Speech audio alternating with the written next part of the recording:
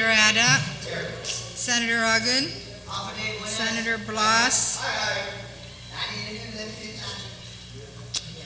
Just present is all we need.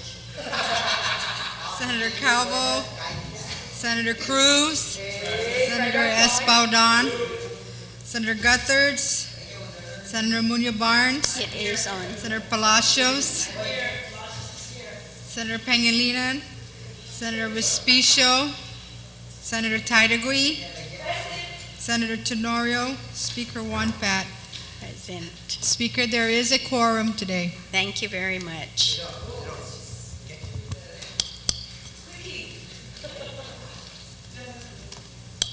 Can you, Sergeant Arms, yesterday we were going to call for the vote, and there was a request to make sure that the members were in the hall, so we are continuing from yesterday. Please call the other senators. I thought we could get away without Ben being here.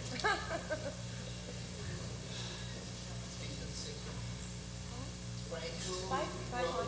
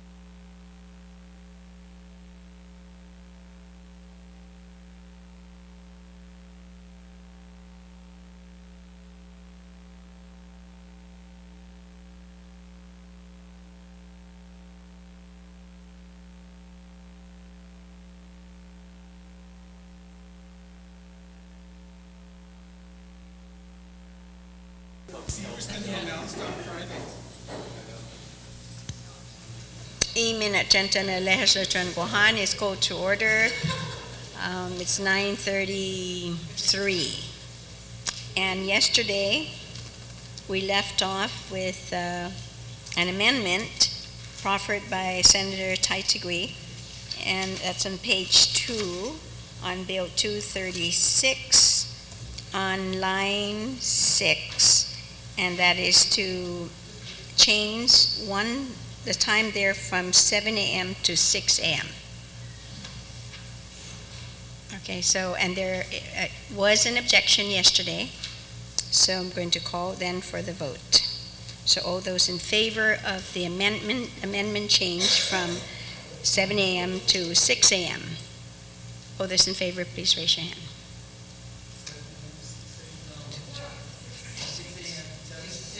At 6 to 6. No, it changed from 7 a.m. to 6 a.m., so it'll be 6 to 6 now, 6 p.m. to 6 a.m.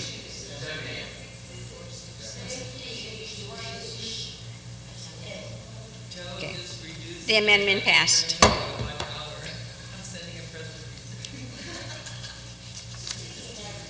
Okay, are there any others who would like then to speak on the motion?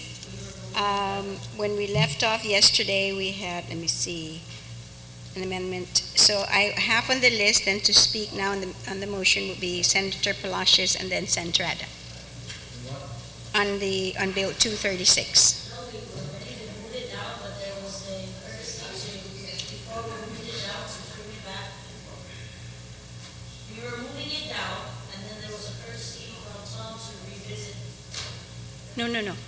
No. No, we, okay, so Senator Palacios, you wish to speak then? Okay, so then on the motion to send it down to the third reading file without any objections, so ordered.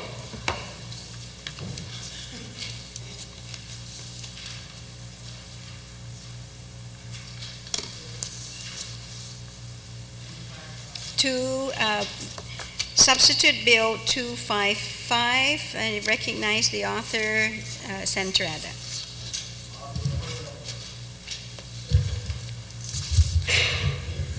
Thank you, Madam Speaker. Let me turn off my cell phone.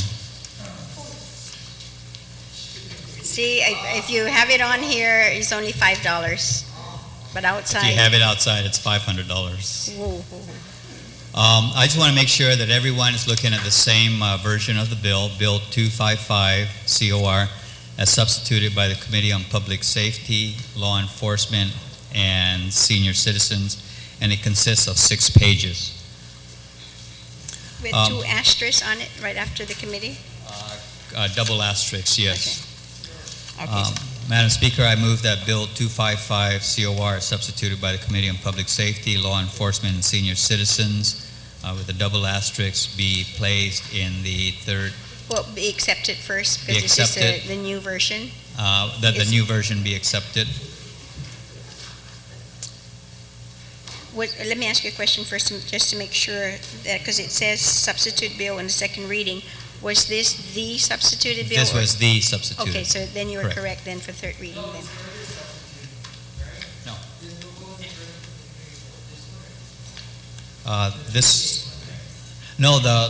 The 2-page one was actually missing pages. The one that was in the red folders. Can you find me? I don't have the committee report. Can we take a brief recess because I don't have my committee report? Oh, I don't know. Yep. It's online too. Why was there?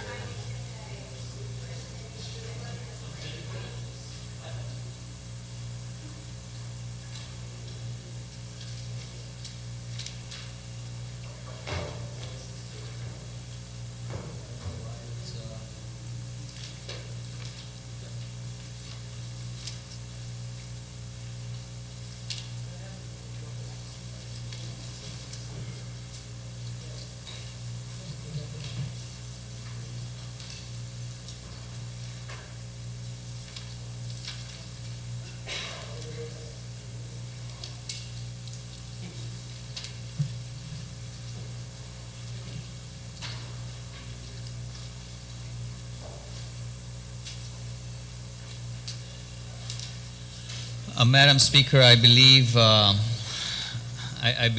the substitute version should be the one with the 2 asterisks at the end of the as substituted by the Committee on Public Safety. Yes, And I do. that should be the correct version. I do. Does everybody have a copy now? Okay, Senator Ada, you may then proceed. Madam Speaker, I further move that Bill 255 be placed in the third reading file for purposes of discussion. You may continue. Madam Speaker,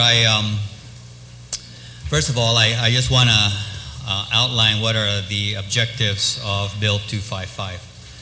Bill 255, of course, is a further expansion of the existing cell phone restriction bill, which was introduced and passed by the legislature a couple of years ago, which prohibited the texting, a driver from texting while operating a motor vehicle. What Bill 255 does is it places now restrictions on the use of cell phones while operating a motor vehicle. And more specifically, it restricts drivers from using a mobile phone in hand while driving. So what we see normally is right now the law actually allows you to pull out your phone and either use your voice dialing feature or whatever, say call home It automatically dials, and then you can be driving down the road and actually talking on the phone. Bill 255 will actually prohibit that practice while driving. Fully licensed drivers, however, will still be allowed to use any number of hands-free devices, either a Bluetooth or a wired earpiece to make phone calls while driving. So again, they do have available on the market, for example, in some of your more modern luxury cars, they do have the Bluetooth device where you can be driving and talking or while you're driving and keep both hands on the wheel, or you have the Bluetooth device on your ear and are able to then actually engage in conversation. So Bill 255 will continue to allow for that actual use of the cell phone. And I will explain later also some of the shortfalls of that. There are, of course, exemptions. If the individual is driving down the road and he finds that some vehicle is operating erratically on the road and he really should call 911 to get a police patrol out there, then certainly those calls are allowed. It also would allow for the use of what is called a half duplex, which includes your push-to-talk services or operating a ham radio while driving. And the reason why the bill allows for that is studies have shown that the intensity of the conversations that are conducted on the communications devices that are in the category of half duplex are not as distracting. The intensity of the conversation may be to the extent of dispatch, I'll be 5 minutes from my location, I'll inform you when I get there, out, and that's it. In contrast, in a regular cell phone conversation, it's a two-way talk, and the conversation usually are found to be a lot more intense, and the intensity of that conversation is really what causes the driver distraction.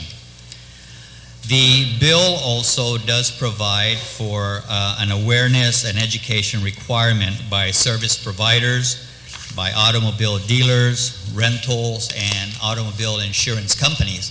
And basically what the requirement is that,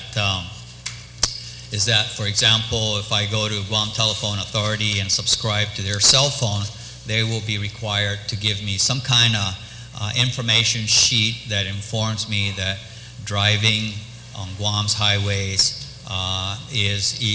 and using the telephone while driving on Guam's highways is illegal.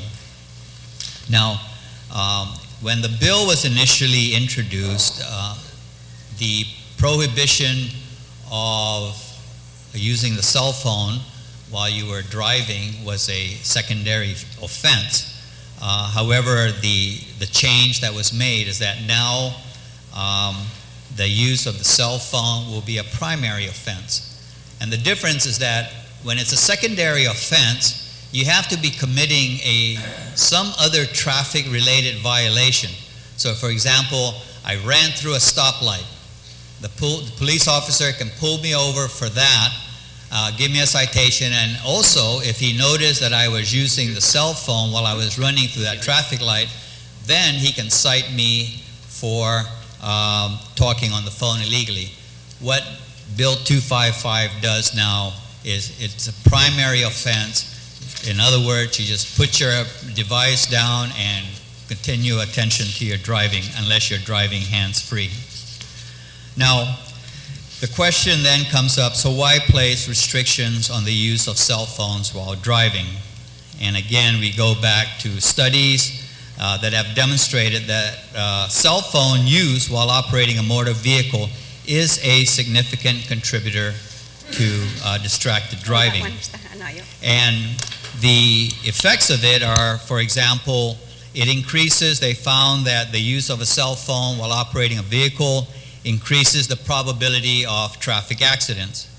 A driver is said to be 4 times more likely to cause an accident because the driver's concentration is on the telephone conversation and not on the safe operation of the vehicle on the roadway.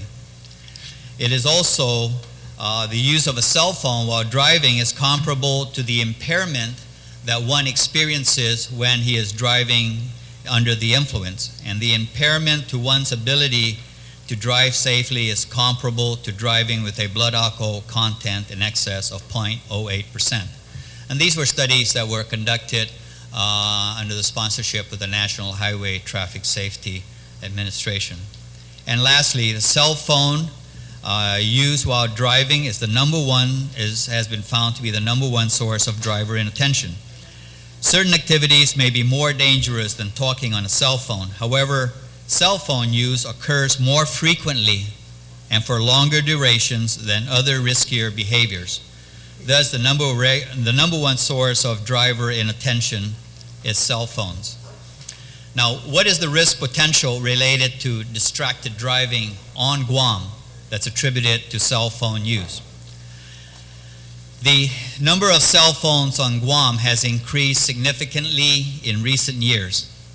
Approximately 11% of vehicles on the road, and this 11% is an extrapolation from national studies, and so took that proportion and applied it here to Guam, and then took that statistic and said that approximately 11% of vehicles on the road, or approximately 11,500 vehicles on Guam, being operated on Guam's roadways, the driver would most likely be using a cell phone. Traffic volumes on Guam's highways will increase significantly, and traffic patterns will be disrupted significantly as road construction activities begin. Hence, greater attention to driving will be imperative. And finally, with respect to the risk potential for distracted driving on Guam, the current number of cell phone subscribers is estimated to be, on Guam, is estimated to be greater than 120,000 units. Cell phone subscribers will inevitably increase as the population grows. The need for action. With greater expected traffic on our roads over the next few years and the ever-increasing use of mobile phones, it is imperative that we as a body take action to make our roadways safer. The problem with not having a cell phone ban is that it sends the uneasy message that phoning while driving is a safe activity, and nothing much else works in trying to curb dangerous behaviors with real public costs on the road. Now, there's admissions that I would like to make with regards to whatever the shortcomings might be with Bill 255. First of all, the use of hands-free devices while driving bears the same level of distraction and is not a safer alternative. In other words, by using the Bluetooth on your car and driving down hands-free and engaging in that intense conversation does not make that driving behavior any more safe than if you were just to put your telephone down, wait till you got to your destination or pulled over and made that telephone call. So that certainly is an admission that needs to be made up front. The second admission is that the enforcement of a prohibition of hands-free devices would be impossible. A police officer could not distinguish between a driver mumbling to himself from one who was talking via a hands-free device. And we also cannot deny the benefits that the technology brings. Granted, there may be some people that are able to chew gum and walk at the same time without hurting themselves. There may be people that can talk on the cell phone and drive safely at the same time. But how many are those? And all we really need is that one that will run the traffic light and cause a serious accident. And finally, if the law seems extreme, that phoning while driving already seems, if the idea of a law seems extreme, if phoning while driving already seems ingrained in our culture, And if we all feel capable of comfortably managing the activity, one might simply remember that we once felt the same way about drinking and driving, an activity that each year claims more than 3 times the number of lives lost on September 11th, or by another measure, the total number of U.S. casualties in Iraq. So, Madam Speaker, I realize that there are those who are not fully sold on the ban of cell phones while driving, but I would ask my colleagues to fully consider that if we do not at least place this as a standard on our highways, that we want to promote safe driving, just as we did in the recent months here, where we actually passed a bill to require the use of seat belts, to require that children are placed in a child restraint seat, that this is another safety measure that needs to be implemented so that we can make our roads safer out there as it becomes more congested with the increasing population, as it becomes more disrupted because of the construction that is going on, and every measure that we take to make our highways safer certainly is important to our community. Thank you, Madam Speaker. Thank you very much, Senator Ada. On the motion, are there any speakers? Taza? Ongan? Senator Pangilinan? Pues, Senator Taitigui. Thank you very much, Madam Speaker. Madam Speaker, I was listening intently, trying to find a conclusion to some of the arguments that was being given. And it's kind of like, just taking us halfway there.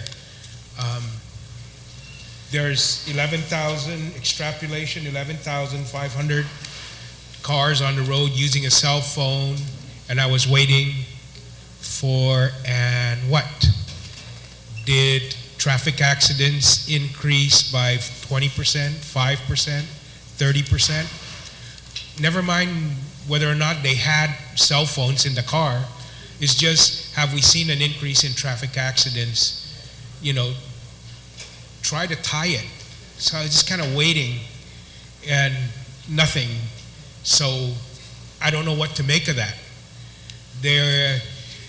All the studies say that it's the act of talking on the phone and not having a phone in your hand that is the danger, and that it presents the risk to an accident.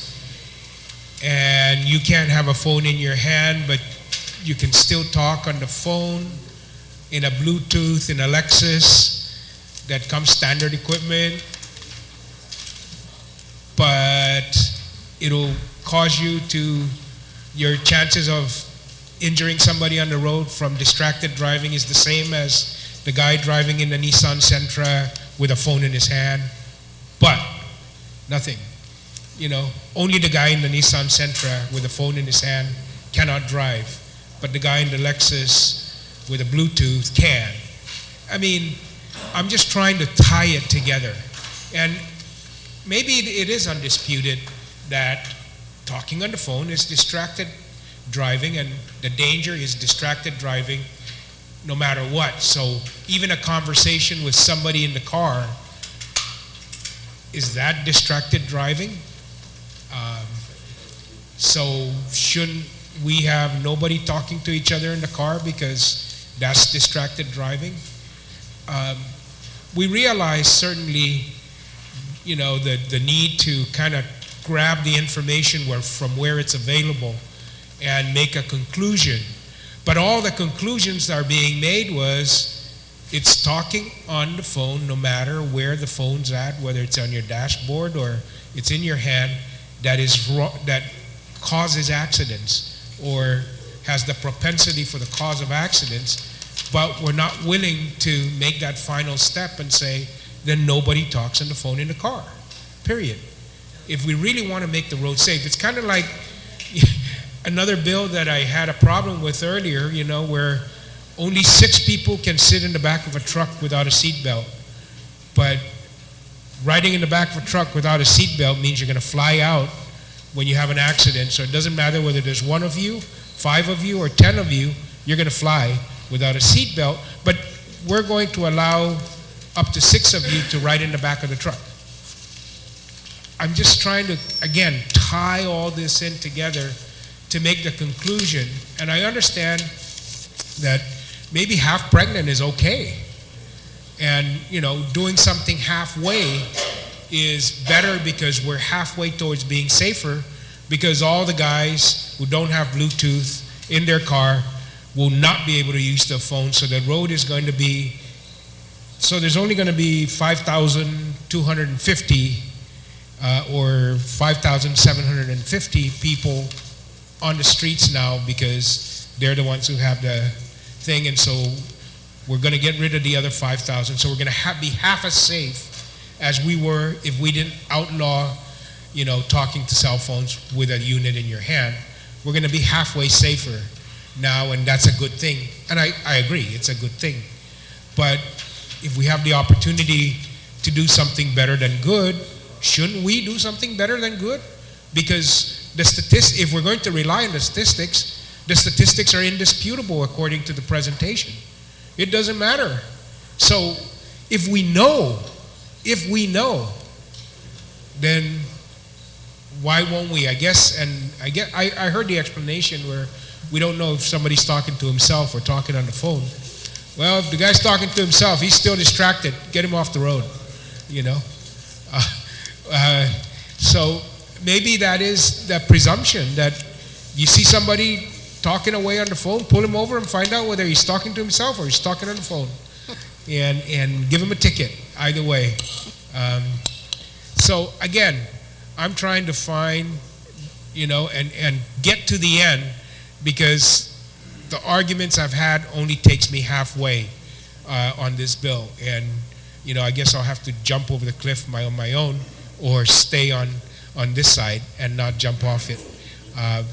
But I understand we will do some good on this, because if the statistics are as presented, again, if you take the 5,000 people that are on the road at one time that have those cell phone in their hand, at least they won't be distracted. We'll leave it to the other guys to pay attention. Okay, thank you very much, Madam Speaker. Thank you very much, Senator Pangilinan. Senator Taitigui on the motion. Thank you, Madam Speaker.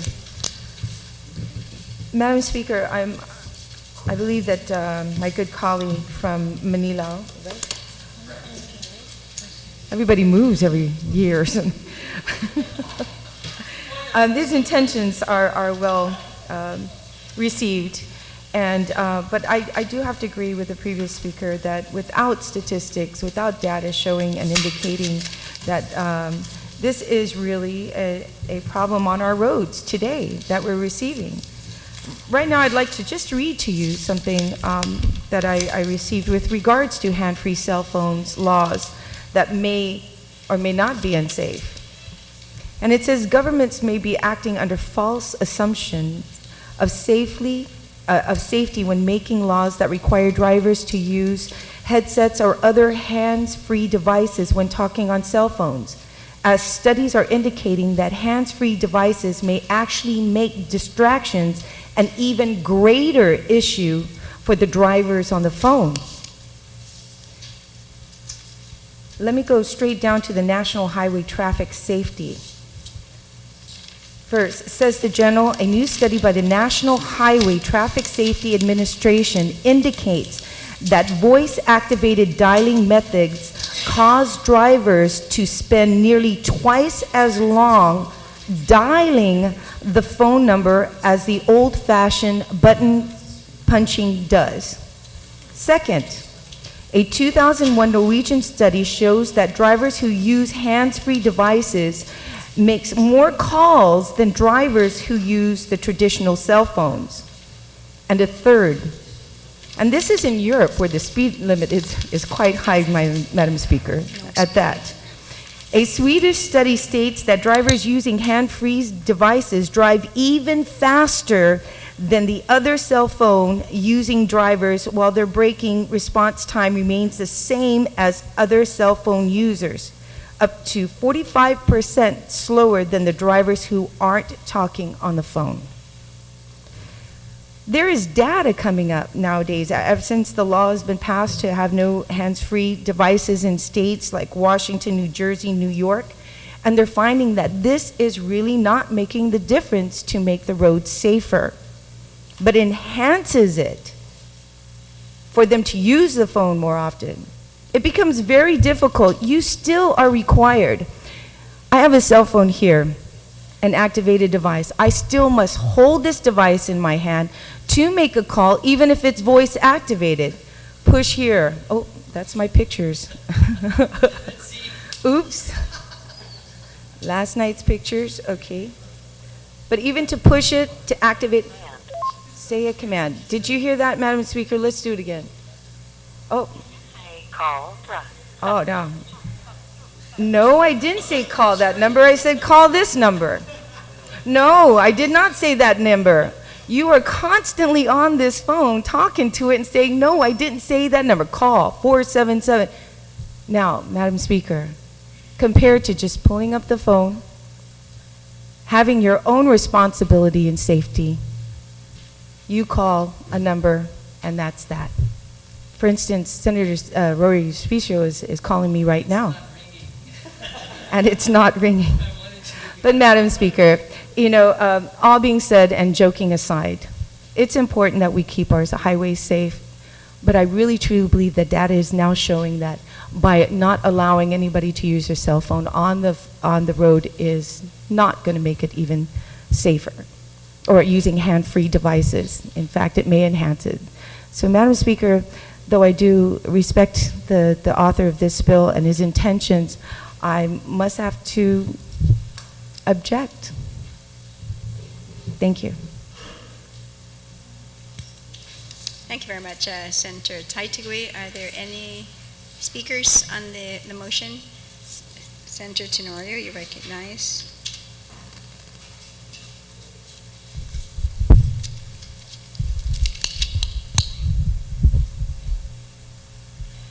Thank you, and good morning, Madam Speaker, and to my colleagues. Madam Speaker, I rise to speak with regards to Bill number 255 as substituted with a great degree of reservation.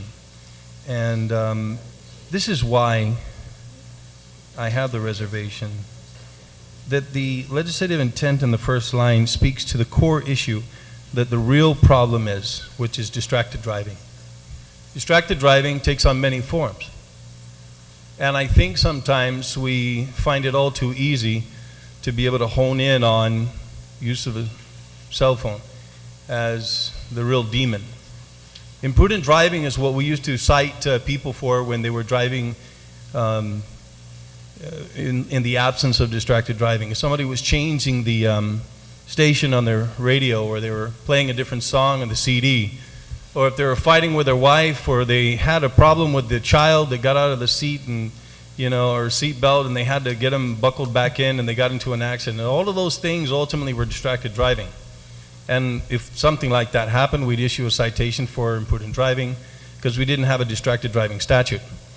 I think it probably is, the time is right for a distracted driving statute, but I don't think this is it. And there are many issues which have already been brought up. But one of them is giving certain exclusions. And one of them says commercial truck drivers and emergency responders are excluded from certain restrictions of this act in the course of their duties.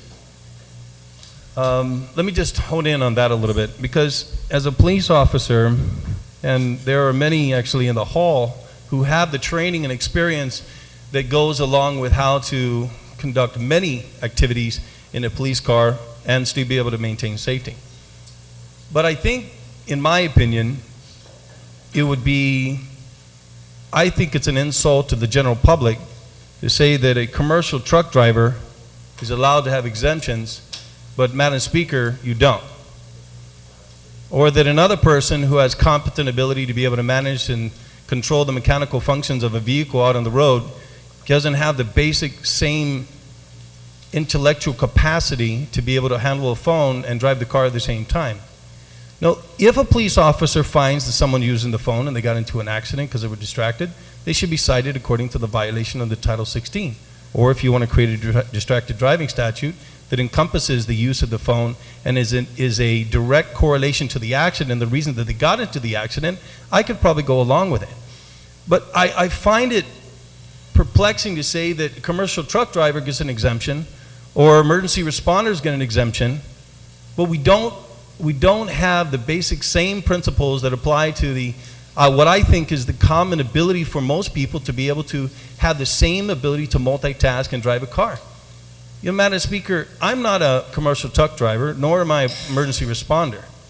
So if I wasn't in this hall and I was driving my vehicle down the road using the phone, holding it to my ear, or even using it through the hands-free system, it would be a violation because basically the studies have shown what I just heard, that regardless whether you're using it in your hand or you're using it hands-free, it's still the distraction that is the primary cause of the accident, not the fact that you're holding it to your head. Further, I understand that there's, and I may have to consult with the author on it, and as well as my staff briefly, but talk about full duplex and half duplex, and that basically goes to the cell phone versus a radio usage. So you have your one radio system like the walkie-talkie system versus a cell phone system. And whether you can use, as I understand it, you can use the walkie-talkie type of system, but you can't use a cell phone. Well, as I was explained to me some years ago, and maybe the system's changed, maybe the technology's different, but I understand that a cell phone basically is a two-way radio that's constantly open. And so a radio like the traditional walkie-talkie is not always open. But whether I'm talking on a one-way or walkie-talkie always, or the part-time open, part-time not open, or I'm dealing with a cell phone, isn't it the conversation that's a distraction? Based on what I just heard, as well as just common logic? Whether I have to wait for the tweet and then speak and then wait for the other person to respond, and I'm holding it up to my ear or my mouth or whatever, isn't the same basic principle? Seems to me it should be.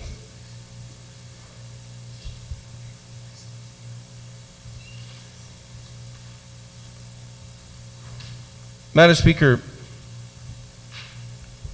as a guy who's been doing public safety along with my fellow 23rd Herdsman back in the back, and a good captain from Chalampago, who's the chair of the Committee on Public Safety, who's been a friend of mine and a colleague here in this body, I think we may have different viewpoints. We may have a different screen or field of experience to be able to draw from to make a determination on whether or not to support a bill which would better make safe our community. I'm not convinced that this is the bill that does that. As a matter of fact, I think if I go back to the original sentence which I gave and offered in the beginning, which talks about distracted driving, that's something I could definitely go along with, because we enclosed or encapsulated many of the types of distracted drivings which cause accidents within our community. I agreed with, and as a matter of fact reported out, the text bill as a violation, and Speaker Pinko, God rest his soul, who moved in the last term. Because I was convinced in that particular case, with the experience that I've had as well, in law enforcement as well as being a citizen of this community for many, many years, that was one thing that by and large, the evidence is overwhelmingly in support of. In this particular case, I'm not convinced, and I think the distracted driving is a general definition of a violation of the Title 16 by enhancing the ability of law enforcement to in fact find a violation if someone commits a violation of the Title 16, gets into an accident, and is compelled to issue a citation on distracted driving, I could go along with. I don't think that this bill is one that I can concur with. And I thank you for the opportunity to speak on it. Thank you very much, Senator Tenorio. Senator Palacios on the motion. Thank you, Madam Speaker. Madam Speaker, I rise in support of Bill. What is this bill? Bill 255 as substituted. Madam Speaker, this bill attempts to find a balance between public safety and public convenience. And those that seem to favor public convenience over public safety, that's their prerogative. But I believe that a person who wanted to use cell phone can pull over or can have a safe place to do that. It is convenient, of course. Sometimes I myself personally found myself almost in an accident because I was distracted, and I admit that. And it would be inconvenient for me if I were to pull over and then use the cell phone to make my communication. Understand that at the same time, of course, when we use the cell phone while driving, it sort of increases our efficiency in that we will be able to continue to function and do work, maybe call the office or so forth, and at the same time driving and get to your destination.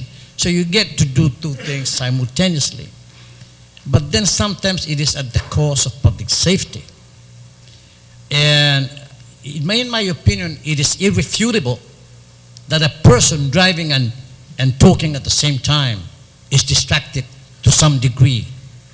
How intense that degree is, I guess it depends on the subject matter at the moment.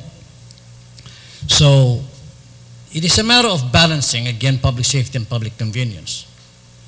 And definitely texting, which is on page 3, line 20 on page 3, I mean, again, nobody can provide a good challenge that reading or writing or sending electronic devices, which is texting, is not unsafe. It is unsafe. So in the interest of public safety, over a little sacrifice on public inconvenience, I support this bill because this bill, I believe, provides the proper balance. Thank you, Madam Speaker. Thank you very much, Senator Palacios. Senator Espaldon, you're recognized on the motion. Thank you, Madam Speaker. Madam Speaker, previous speakers have basically said, well, I don't know about this bill. You know, there's no real harm. And I mean, and to paraphrase almost, it's like, well, it's the conversation, it's not so much the device and whatnot and whatnot. Well, let me just say at the very beginning, I rise in support of this bill. I think we can look at the statistics, we can talk about it all day long. But I think anybody who has driven on these roads have seen near accidents merely because somebody else or that person was on a cell phone. They weren't paying attention. Another speaker said, well, it's really the substance of the conversation that can be the distraction. And maybe so. I mean, whether you're sitting next to a person who's trying to get into an argument with you, definitely will be a distraction. But there is also a distraction actually holding something in your hand when it really requires two hands to drive. And of course, you know that some people who drive also hold a cigarette in the other hand. So now you got people driving with a cigarette in one hand, a cell phone in the other, or at least propped up against their shoulder like this, trying to pretend that they're doing and paying attention to the road. Let's get real. We've seen too many near accidents, and I've been in those near situations where it's like, holy smoke, what was this person thinking? Cutting in front of me or swerving right into my lane just to find out that they have a phone plugged into their ear, maybe propped up like this, holding their thing and having a cigarette in the other, and then every once in a while you see them take their hand off the wheel, pick up a coffee cup and drink. It's like, holy smoke, how much multitasking do we need to have when you're driving a car? This is a very small line. I think we all can recall the days when there were no cell phones. If you needed to make a phone call, you went to a place that had a phone and you made the call because it was important enough. A lot of times now I think we justify the phone calls as important when really they're just trivial conversations. What could not wait for 5 minutes until you get there to a place where you could actually make a phone call? Right? That it's so important that you had to take that call right then and there. I've been in situations where, yes, people have called me on the phone, and I say, listen, I'm in the middle of traffic right now, and I really don't want to have this conversation. Let me pull over. And to me, that was important enough to pull over, to take that call, to return that call. That, perhaps, is something that we should probably be more conscientious of in terms of our responsibility, our civic responsibility, to be safer on the road. There's nothing that prevents us from doing that. Also, I'd like to make sure that my colleagues fully understand that this is not groundbreaking legislation. The last time I was in Hawaii, my brother picked me up at the airport, and the phone rang while we were driving. And I looked at him and said, "Aren't you going to pick that up?" And he says, "No. We now have a law that basically mirrors something like this, or we mirror them, in terms of it is now illegal to use a handheld device while driving on the roads in Hawaii." So this is not something that's going to be relative only to Guam and then everybody in the United States is practicing something different. This is actually the norm, I think, that lawmakers across the country in various jurisdictions are looking at to see how they can improve the safety on the roads. The question is, do we want to be at the forefront of this with those states and those jurisdictions who have now passed legislation that would ban using the cell phones in their vehicles while it's moving? Or do we want to be at the tail end? I say that in the name of public safety, and again, we're not talking about driving distances that require us to wait for an hour before we can get to a phone or before we can pull over to make that call that we deem important.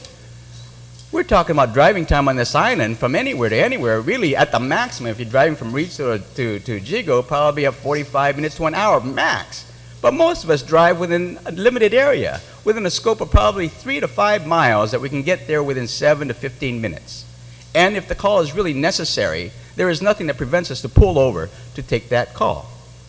I'm in support of this legislation. This is just common sense. I mean, we can try to justify and analyze this thing to death, and we could definitely do it. As all other legislation, we could always take the position, well, let's analyze this, and then go point by point by point by point to find out what's wrong, pull up all the statistics to show that perhaps this and that, and analyze it till the concept all of a sudden dies. But in reality, it comes down to common sense, especially in this term. This is a simple thing that I think we all witness day in, day out, that a lot of times you do see imprudent driving only because somebody is not paying attention to the road ahead of them and the cars on the street because they're too involved with trying to press their buttons on their cell phone, with trying to balance their phone, whether in their hand or on their shoulder, while they're driving and doing something else. So to me, this makes sense, and I support this bill. Thank you, Madam Speaker. Thank you very much, Senator Spauldon. Senator Tina Rose Munya Barnes on the motion. Madam Speaker, for giving me the opportunity to speak on this bill number 255 as substituted by the committee. Madam Speaker, I just want to say that it wasn't too long ago when I was on the radio talking about another bill that had some controversy when it dealt with the utilizations of our roads here on Guam, and it talked about the use of safety, use of a helmet while you're riding a motorcycle. And as controversial as that got, the topic of conversation that came up was, if you think that using a helmet will be safer for the motorcycle riders, what about you putting legislation in to support those using the phones while driving on the roads here on Guam? And I said to the radio announcer, which was on K57, Ray, and I said, Ray, believe it or not, I'm working closely with my colleague in the Democratic Party, the good senator from Mingilao, Senator Ada, in reference to this. But I do know that there may be some concerns regarding the emergency vehicles and the utilizations of them using hand radios and walkie-talkies and what have you. And I said, but yeah, I'll put my name on it. And immediately, as soon as I got down, I spoke to one of Senator Ada's committee members, and I said, you know what? The only concern that was brought up, at least for me, was making sure that those who are in the ambulances and police cars or law enforcement vehicles have that opportunity to be able to get information to and from when they're on the road. And I told myself, I said, no, I'm not afraid. I'm not afraid to make sure that when we are given the privilege to drive on the road, that it is the government of Guam's responsibility, our responsibility as an August body, to make sure that those who use the roads are protected through those who are on the road that may be violating. And I said, and if this is a deterrence, if this is an obstacle, then yeah, I'll put my name on it. And I really mean that sincerely, Madam Speaker. I will be the first to admit publicly that I used the phone when I was driving in the car, and I to admit that I've seen other folks in the car. I mean, not just as the good speaker from Tamuning talked about using the hand, I mean, putting the cell on their shoulder and their ear, trying to drink coffee, trying to drive at the same time, and even trying to put makeup on. I was saying, oh my God, what are we coming to? Or literally taking seeing how acrobatic they are, and taking their legs and leaning it up to the tilt of the steering, and using that as a mechanism to saying, God, I can multitask. And I said, you know what, I'd be the first to say that I'll stand in support of making sure that if we need to protect the other drivers and ourselves from doing any wrong, then I'm going to do it. The same way I noted as I believe in my heart, and I've said, we can go through the scientific debate on what's good with helmets and what's not good, but when it comes to this matter, the government of Guam gave the people of Guam the opportunity to drive on those roads. It is our responsibility to make sure that when we drive on those roads, that our full focus is to be driving and nothing else. So, Madam Speaker, I stand and rise in full support of this Bill 255, and I want to thank the author of the legislation for making me his second primary sponsor to this bill, because I think it's an important bill. And you know what? Even if, as I admit myself of doing that multitasking in the car, I know it's wrong. And I should be able to stand here to say, yes, I'm going to do, because two wrongs don't make a right. But I'm going to stand here and say, you know what? We've got to make it safe for everybody who drives on that road. And I want to state for the record again, Madam Speaker, that it is not a right for anybody to get on that road. It's a privilege to have a driver's license. It's a privilege that you earn to be able to drive safe on that road. And we need to be able to protect the safety protocols that need to be when you're driving on that road. So I support this bill, and I want to thank Senator Ada for giving me the opportunity to be a part of this sponsorship. And I ask my sponsors who are leery about this to literally reconsider this bill, because it is for the safety of all the drivers who drive on this road. Thank you, Madam Speaker. Thank you very much, Senator Tina Muñoz-Barnes. Are there any other speakers? There being none, then I would call on the primary sponsor then to close. Madam Speaker, thank you very much. And as I listen to the speakers who certainly have their concerns about the bill, I would like to just briefly respond to some of those and I guess give my rebuttal to that. One is the question of, well, then if what contributes to the distracted driving is the conversations that take place, then should we disallow everyone who's riding in the car from talking in the car? Some people may even argue that, turning around to say, hey kids, quiet down. That's also distracted driving. And, the studies that were conducted have shown that, yes, there is some distraction to some extent when you're carrying on a conversation with somebody in the front seat. But they found that certainly the how much distraction that contributes to the driving in comparison to the intensity of the conversations on a cell phone and all that certainly does not measure up to the use of cell phones. The question was asked, well, if the increasing number of cell phone subscribers is growing, has the number of traffic accidents also as a result of using cell phones increased? And the answer to that is we really don't know, because GPD doesn't collect those statistics.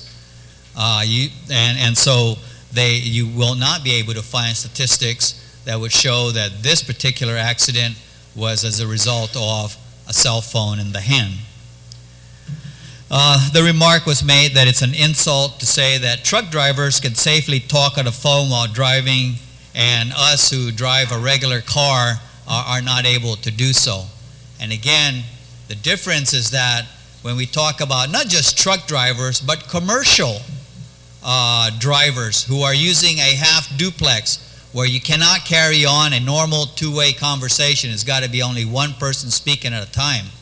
So then, if we prohibit that, then you're going to have situations like, what do we do then with that security patrol that's going around the neighborhood and is reporting into his dispatch, you need to send back up here because it appears that, he can't do that while he's roving.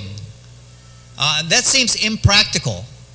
It seems impractical that you're totally now going to really kind of cripple the flow of commerce, because now you've disconnected that truck driver from his dispatch headquarters, who's saying, truck number 1, we want you to change your route, go up through Route 8 because Route 1 has been blocked off. I don't think we want to do that. It's impractical. There's the remark that was made, well, maybe this is kind of like being pregnant versus half pregnant. It's okay, you have to require everyone inside the cab of a pickup truck to be belted in. If there's children in there, they've got to sit, they've got to be secured in a child restraint seat. But it's okay to let 6 people ride seated on the bed of the truck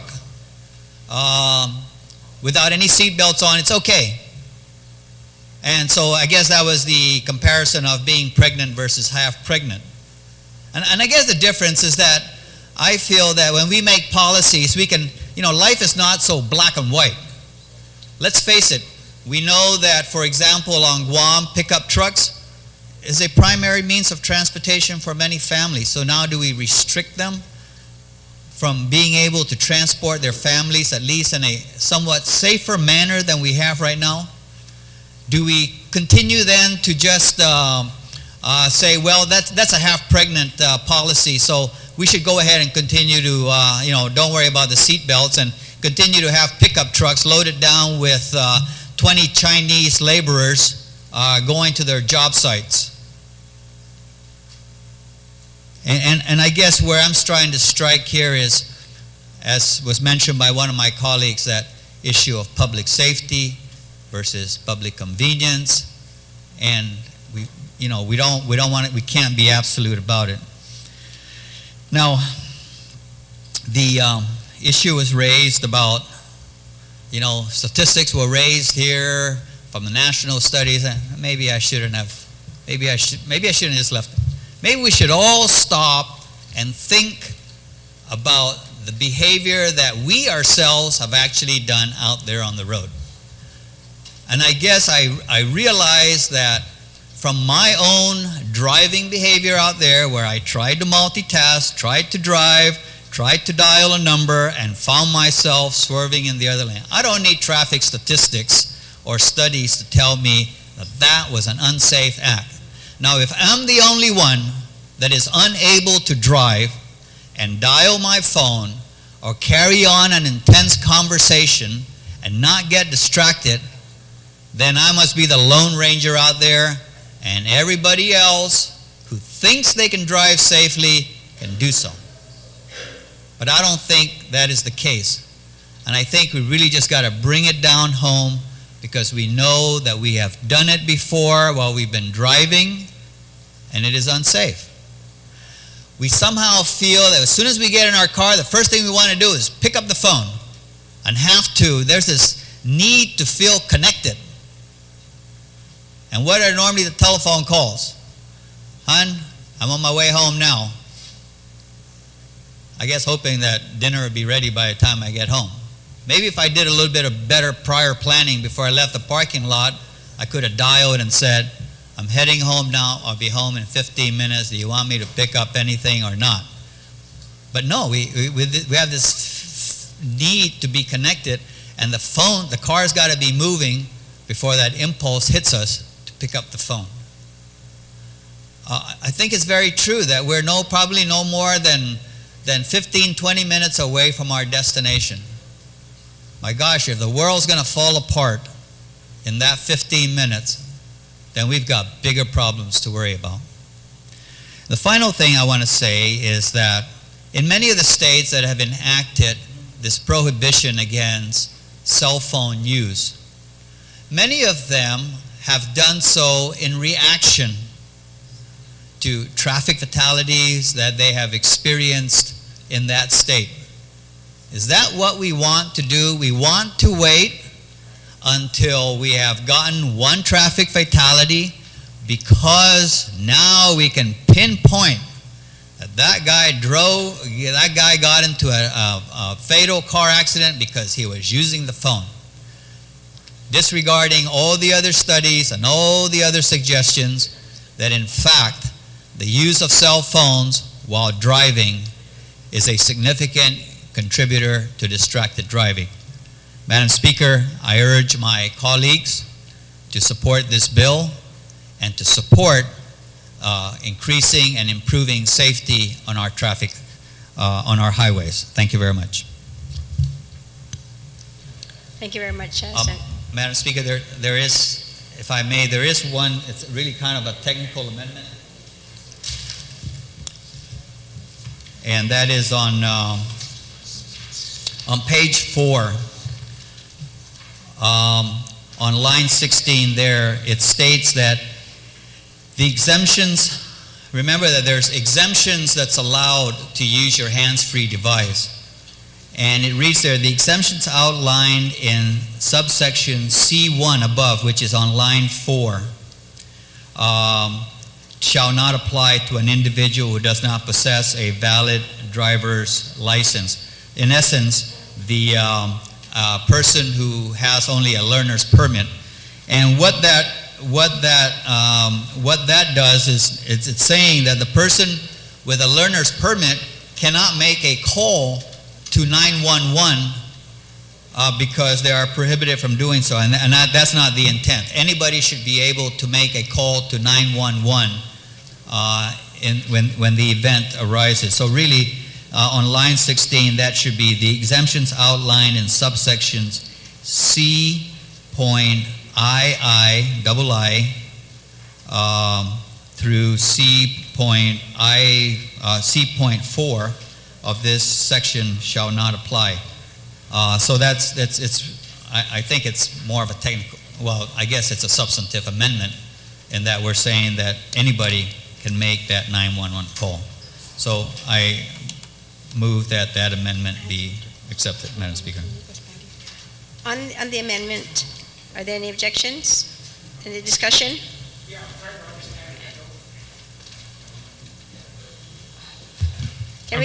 it. You want to take a brief recess, and because I see the Vice Speaker also there asking some kind of questions. So. Yeah, I want to speak on. I just don't understand.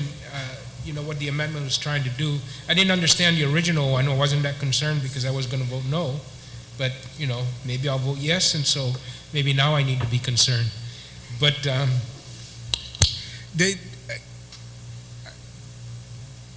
what this does is, well, I guess I was trying to follow it, and so the amendment would now say restrictions to everybody. So anybody can use the phone if you're going to call 911. That's why I didn't understand the reference to a driver's license with regards to the operation of a motor vehicle. I think even if you're an unlicensed driver, if you happen to steal a car and you want to call 911 because you see an accident, on the cell phone, I think you should be able to call it. So it doesn't really matter, if you're going to be a good Samaritan after, getting in a car without a driver's license and you're concerned, then nothing should prevent you from wanting to dial 911.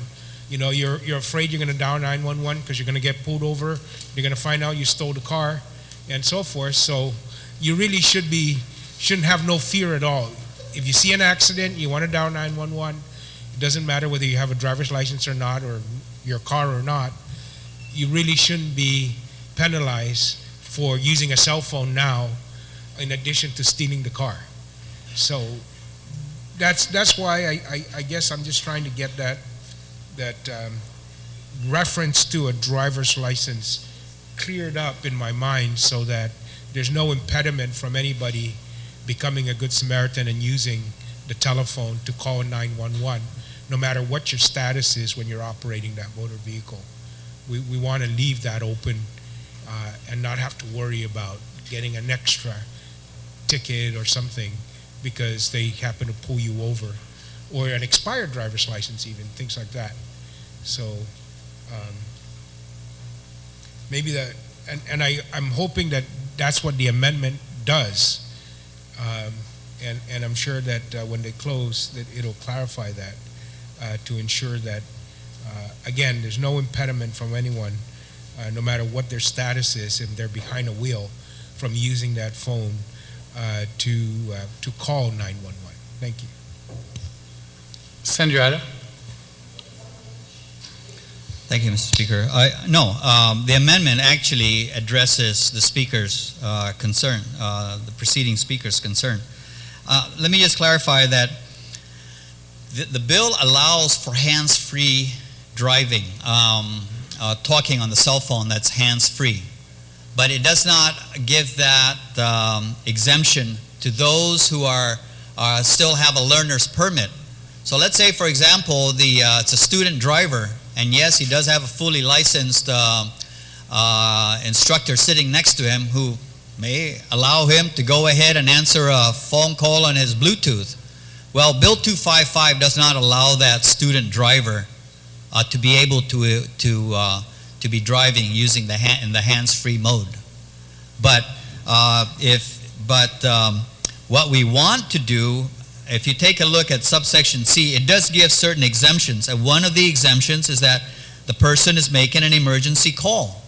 So we're saying, regardless, what the amendment that I made was to say that a person who's the student driver, if he needs to make a 911 call, should be able to do that regardless of his license status. The question was asked earlier, well, there's a licensed driver there that's what if the guy had a heart attack?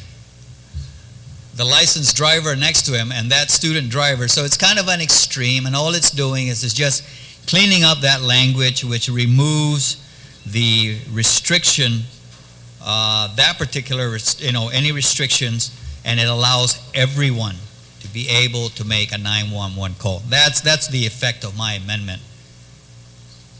So if you read line 16, paragraph D, it says the exceptions outlined in the paragraph above does not apply to a person who does not possess a valid driver's license. For purposes of this section, a learner's permit or an intermediate license shall not constitute a driver's license. So, I ask that just take a look at that closely, and really what it's doing is it's saying, regardless of whether you're fully licensed, a driver's permit, whatever, if you need to make a 911 call, make it.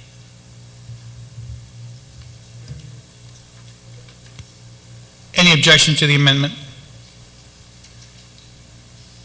Hearing none. Are there any other speakers? Did Speaker Wampat wish to speak on this?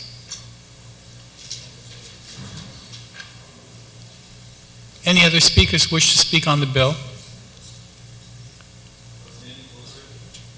I guess I just, when she asked me to replace her, I thought maybe she was going to All right. On the bill, did I understand there was an objection? No, Mr. Speaker, my objection actually failed to follow procedure in that it goes back to committee, so I will pull my objection back. And it was a process in which I objected was not coherent to this body, so I will just refrain. All right, thank you. On the bill being placed, do you wish to make the motion down to voting file? Mr. Speaker, I move that Bill 255 be moved to the voting file. Any objection? Hearing none.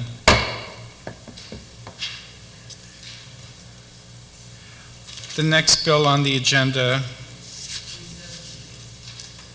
272.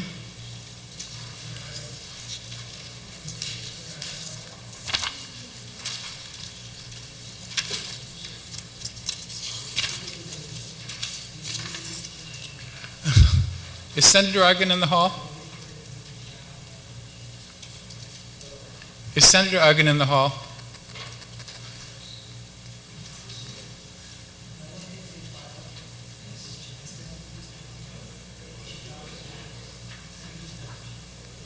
I'm going to call a short recess.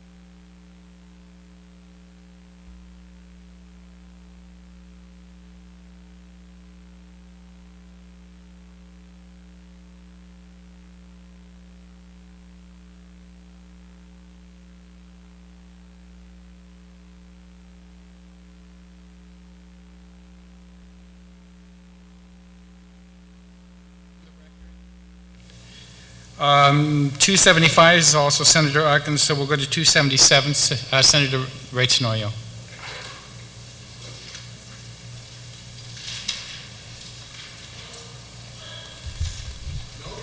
Thank you very much, Mr. Speaker. Mr. Speaker, I'd like to move first to place Bill 277-30 as introduced to third reading. I'd like to make a short remarks on it. Any objection? There being none. Go ahead, please. Thank you very much, Mr. Speaker.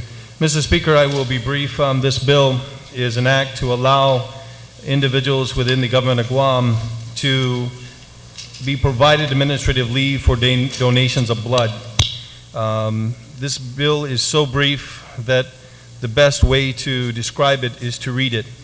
Any employee of the government of Guam shall be granted administrative leave for the purposes of donating blood. The amount of administrative leave shall be as follows: 2 hours administrative leave for donation of whole blood, 3 hours administrative leave for donation of platelets, and 2 hours administrative leave for blood donor screening.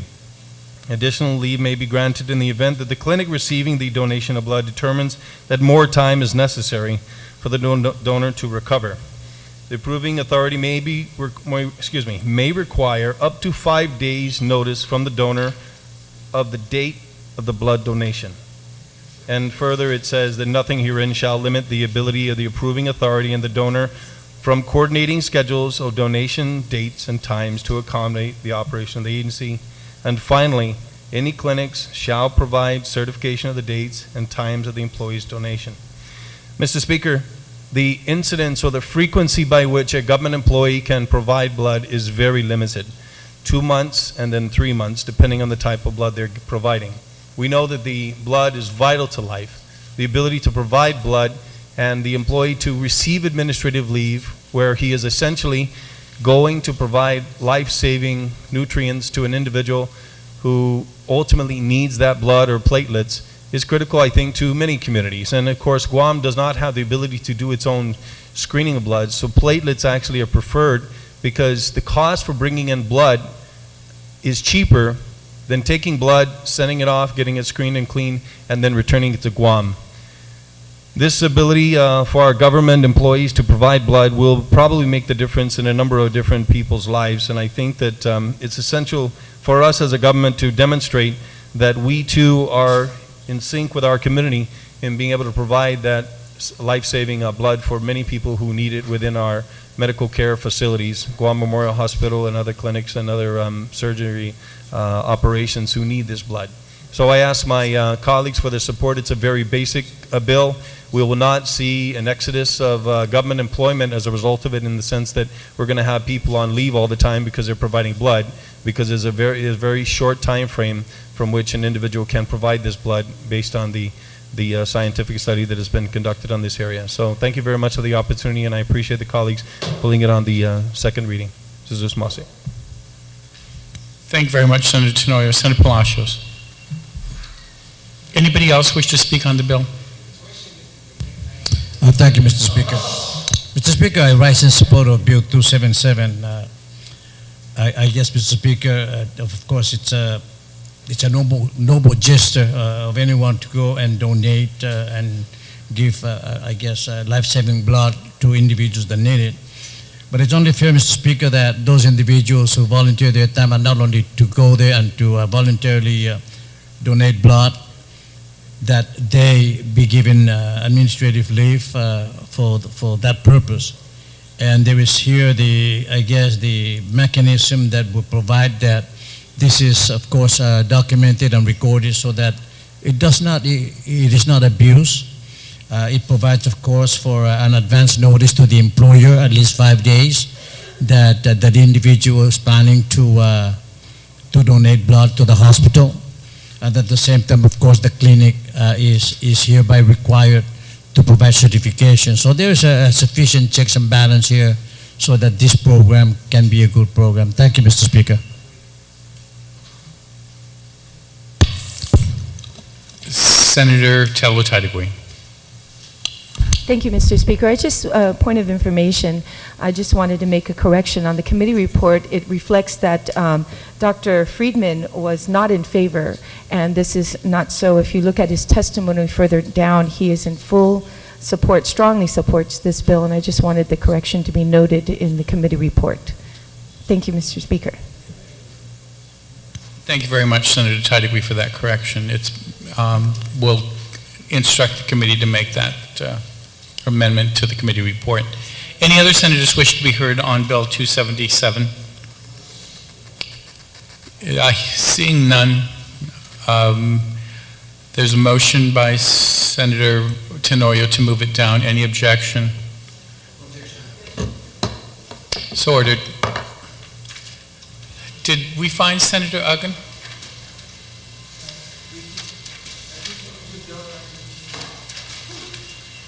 Oh, God.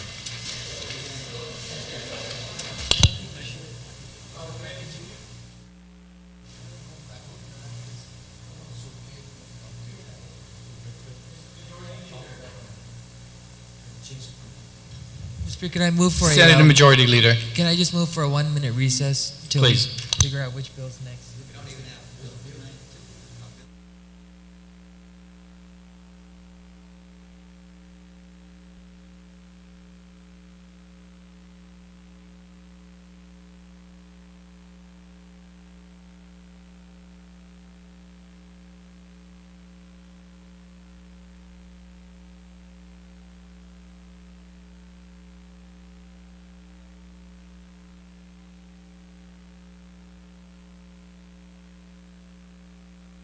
The record, Mr. Majority Leader. Thank you very much, Mr. Speaker. Notwithstanding the House rules, and this is a general motion that's been adopted, it appears that Bill 92 is ready for our discussion, and I'd like just a brief opportunity to explain the version to which this body is going to hear.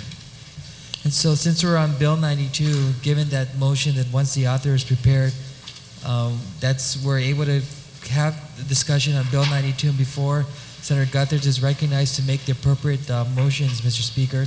If you look at a memorandum dated, the copy has just been passed out. If you look at a memorandum to Senator Palacios from myself dated February 22nd, it explains that the version that's going before us is actually the original version, the version as originally introduced. And then when that version hit the floor, there was an attempt to substitute that version, but that attempt failed. And so the author tried to move these amendments one by one. And so at the course of that discussions, there's been some revelation that the version as introduced was not properly formatted. And so when Senator Palacios took over this committee as the interim chair, he had subsequent markup hearings of this bill and made a request to me that the substituted version by his committee actually reflects the version as introduced, although it's properly formatted this time.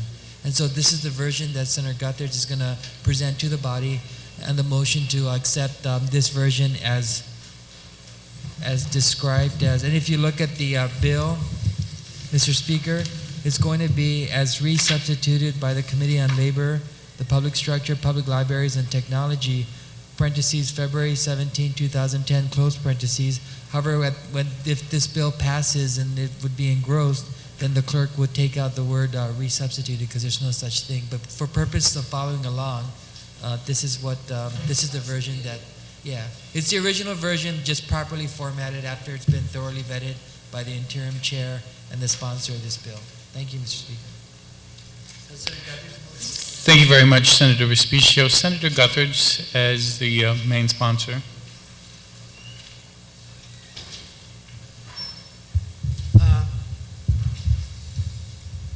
Thank you, Mr. Speaker. I'd like to move Bill 92 down to third reading for discussion purposes.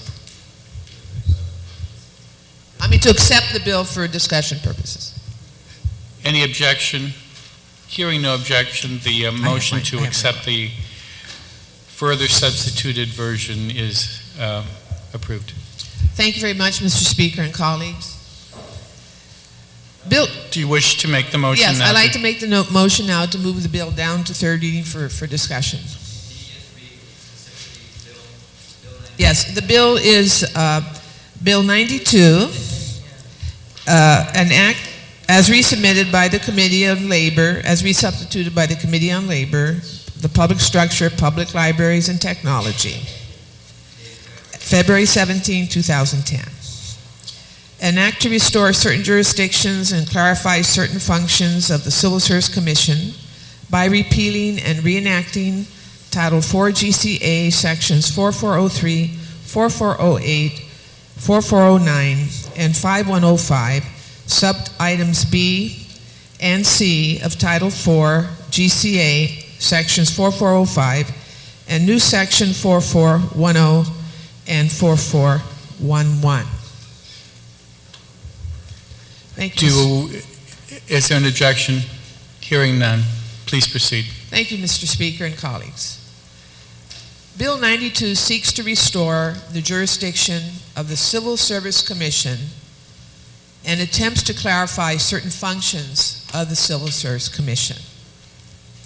This is necessary and will improve the merit system and better fulfill the requirements of Section 1422C of the Organic Act, which states that the legislature shall establish a merit system, and as far as practicable, appointments and promotions shall be made in accordance with such merit system.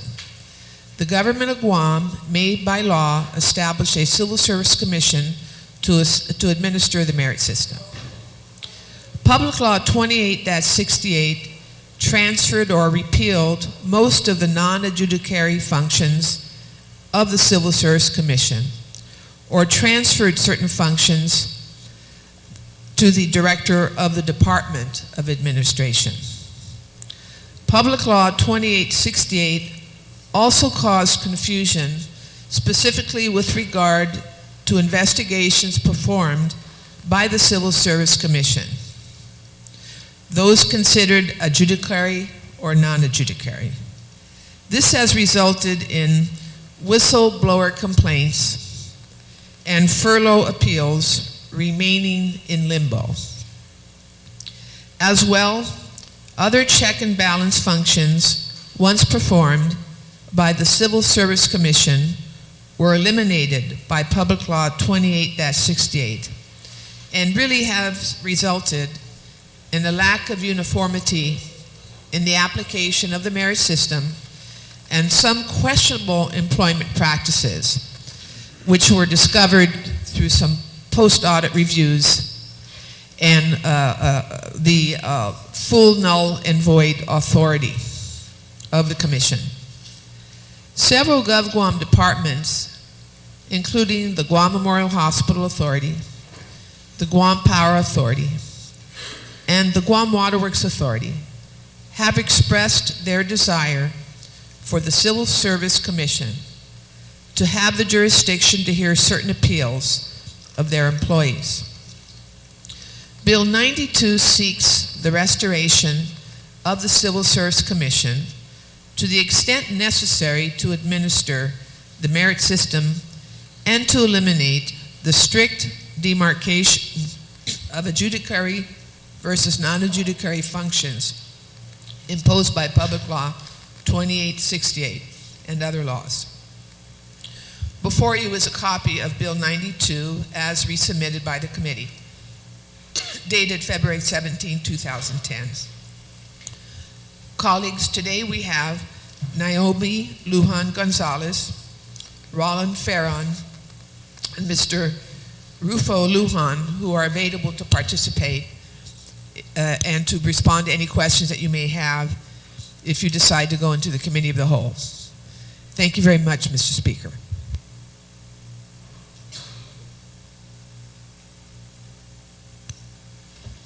Any senators wish to be heard on the bill?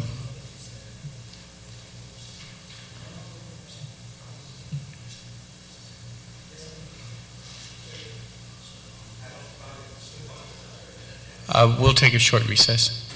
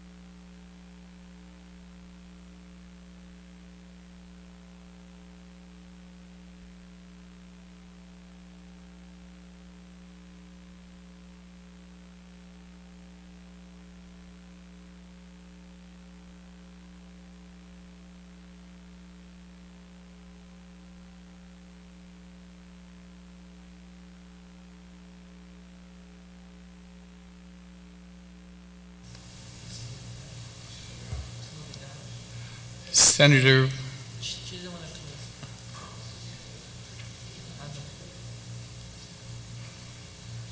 I just move it go down to the third reading, Mr. Speaker. to the voting file. To the voting file. Thank you. Any objection to it being moved to the voting file? So ordered.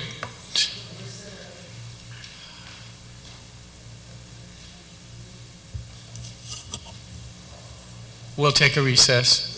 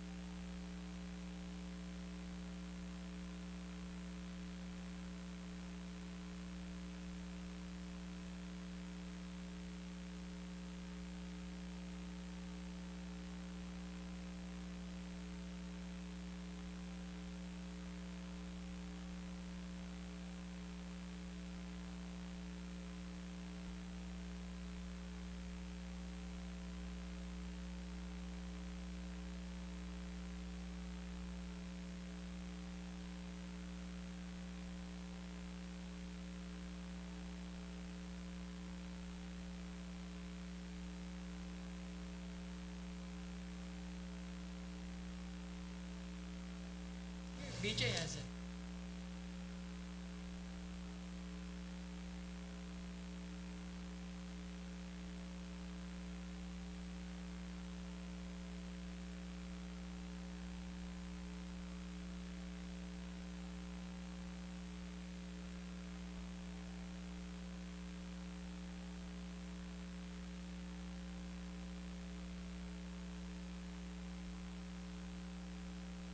Thank you very much, Mr. Speaker. Mr. Speaker, the next bill on the agenda that the committee report's been filed for is Bill 201. As the main sponsor of Bill 201, I move that Bill 201-30 COR, substituted by the Committee on Appropriations, Taxation, Banking and Insurance, Retirement and Land, be placed in the voting file with some discussion. Any objection? Hearing none, so ordered. Thank you very much, Mr. Speaker. Mr. Speaker, at the outset, I'd like to thank the good chairman of the Committee on Appropriations, Taxation, Banking, Insurance, Retirement, and Land, Speaker Pangilinan, for having a hearing on this bill and for recognizing and supporting this bill and for recognizing the need to have this kind of legislation. Bill 201-30 was introduced by myself and Senator Guthers, and I'm hoping to have all other members of the legislature attach their name to support this bill. But primarily, Mr. Speaker, it was introduced in response and to build upon an effort that Senator Barnes tried to do in the previous legislature to respond to the ability to take advantage of net metering policies. As you know, net metering is also legislation that was fathered by the good senator from Barrigada, former Speaker Pangilinan, and net metering allows residents that if ever they have some kind of alternative energy that they're able to produce from their homes, that if their meter is spinning backwards, then they actually get a credit.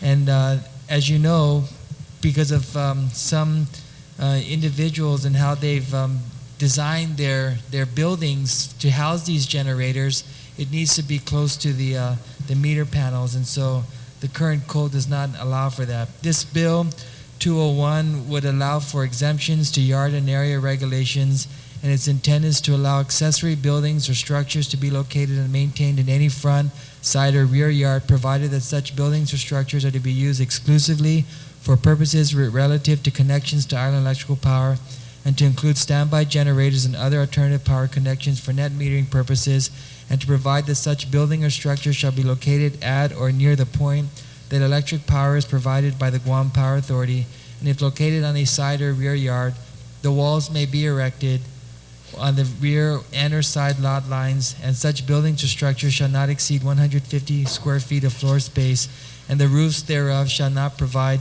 beyond lot lines, and shall be sloped in such a manner as to prevent rain runoff from flowing to adjacent property.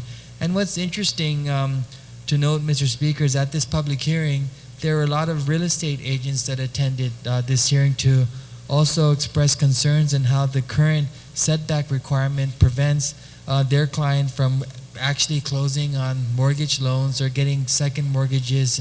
And so this bill was guided by the Department of Land Management, and the concerns that they expressed at the public hearing have also been incorporated into the substitute version. So in one instance, we want to allow for the maximum use of properties to take advantage of this net metering policy, but we also want to allow for current structures to be conformed so that the banks will not give them any additional problems in closing on any mortgages or second mortgages. And so ask that our colleagues support this bill to stress over and over that it does not only have the support of the Committee of Jurisdiction, but also it has support of the Department of Land Management. And I want to thank everyone that's been involved to make this bill much better and address more concerns that we should be addressing.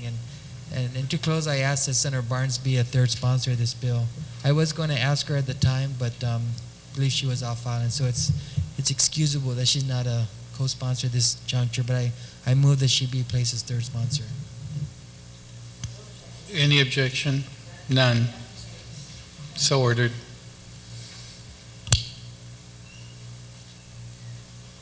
Any other senators wish to be heard on this bill? Senator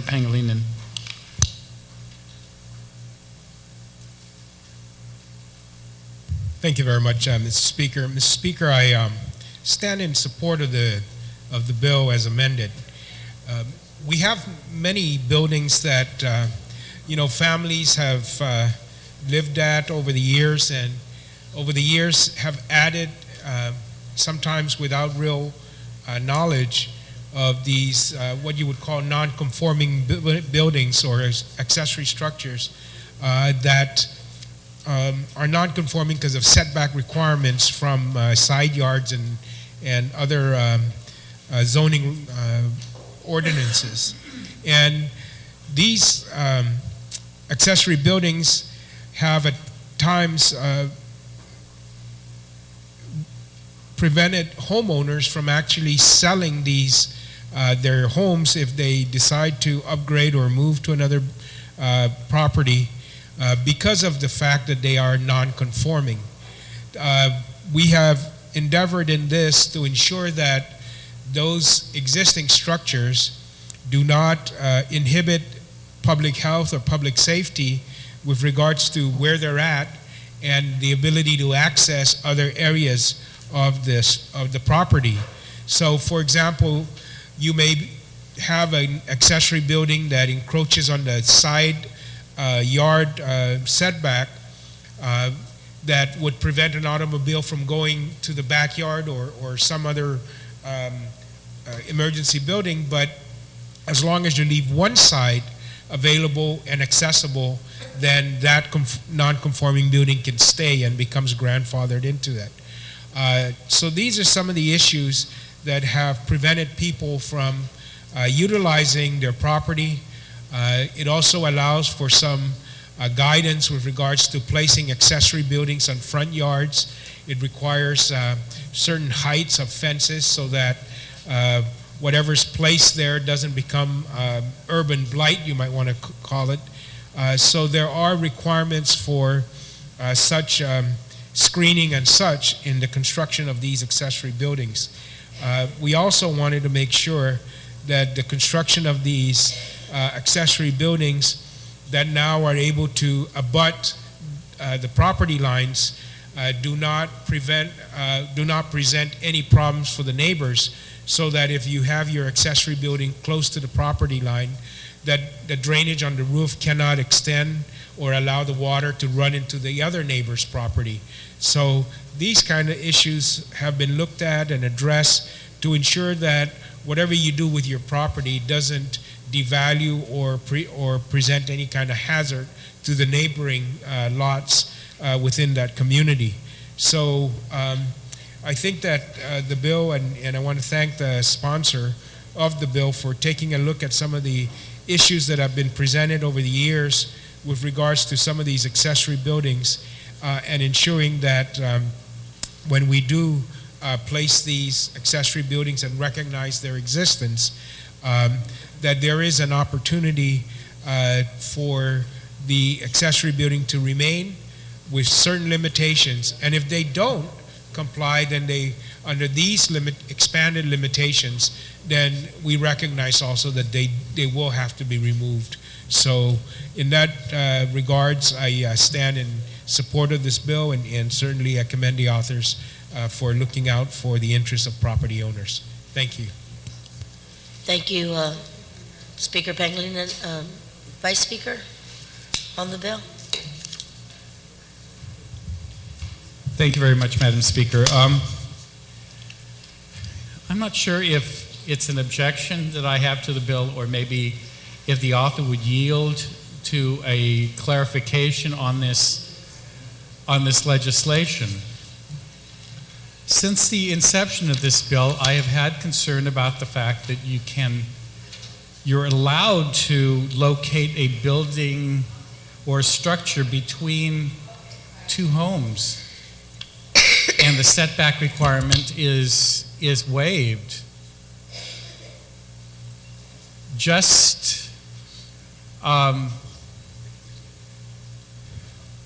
I guess I'm one of the few people on island that doesn't have a standby generator, because I hate the sound of those things.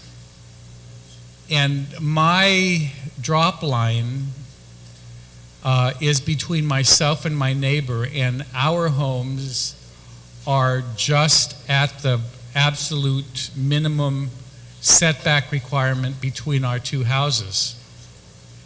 If either one of us decided we were going to put a standby generator where our drop lines are located to take advantage of the GPA connection,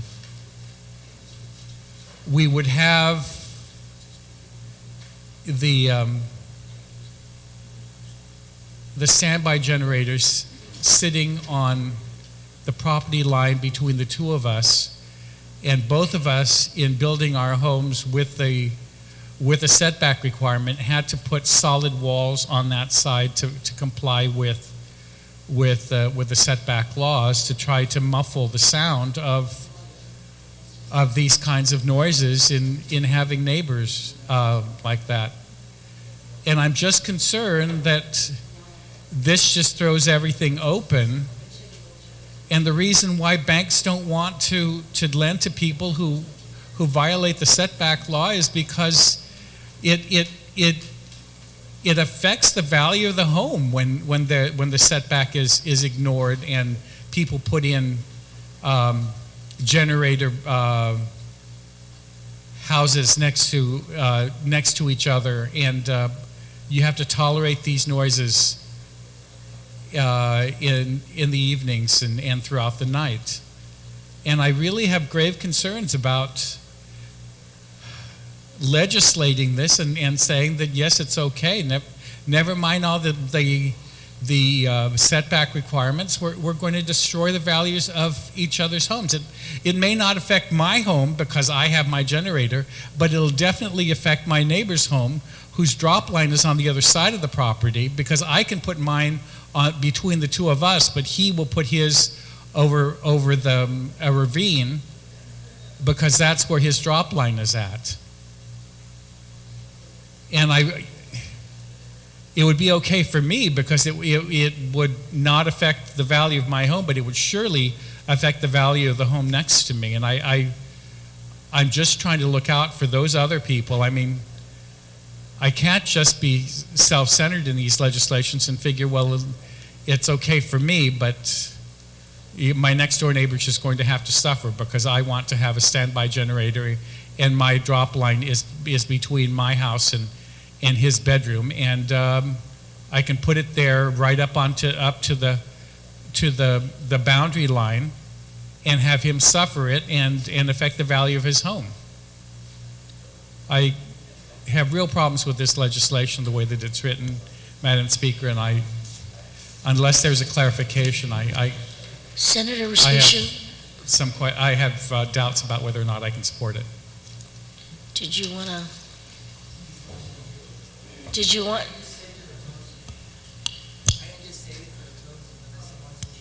Okay. Anyone else wishing to speak on the main bill?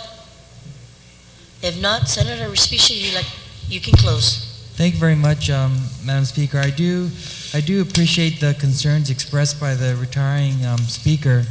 And on page 3, this bill was very clear to say that the buildings or structures that are going to be used for these standby generators shall not exceed 312 square feet of floor space, and the roofs thereof shall not project beyond the lot lines and shall be sloped in such a manner as to prevent rain runoff from flowing to adjacent property.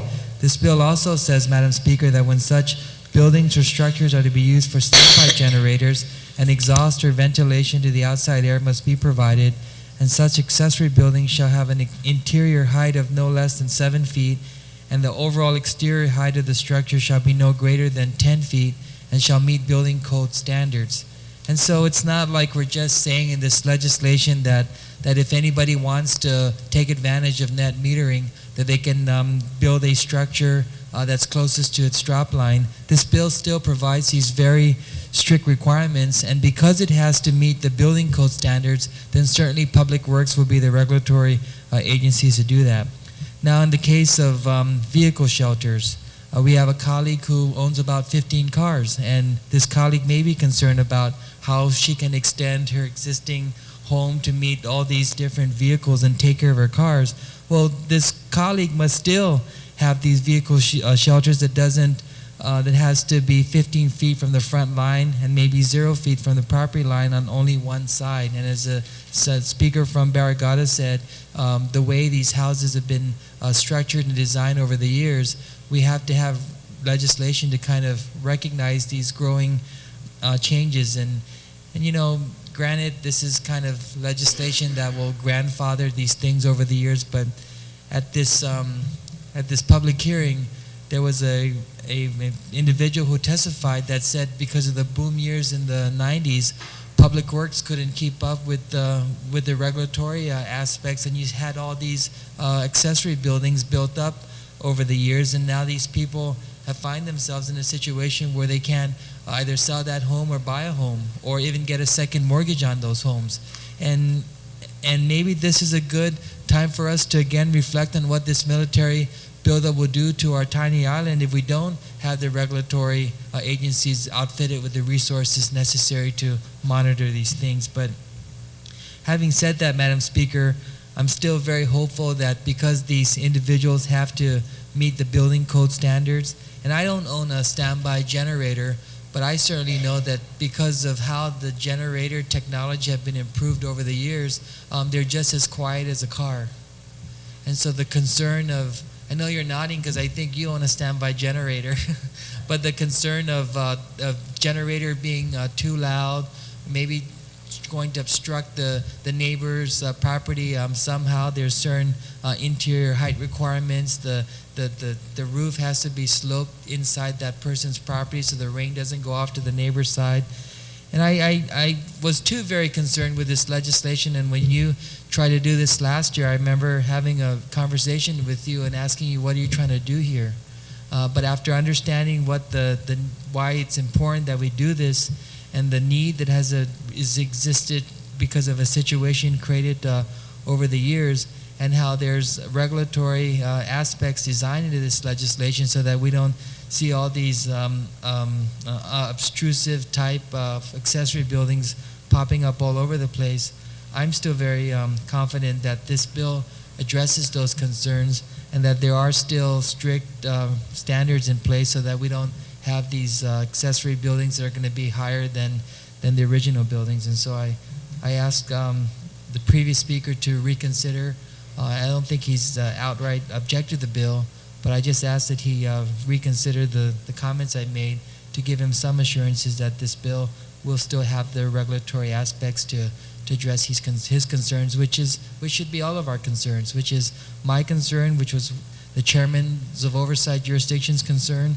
That's why we work closely with the Department of Land Management and Public Works to make sure that in attempting to solve a problem, we don't create more problems. And so I hope that was explanation enough to add some sense of comfort. So I ask all of our colleagues to support this bill, and I thank you, Madam Speaker, for the opportunity to close. Senator Frank Blas, you had your hand raised, but he did his closing.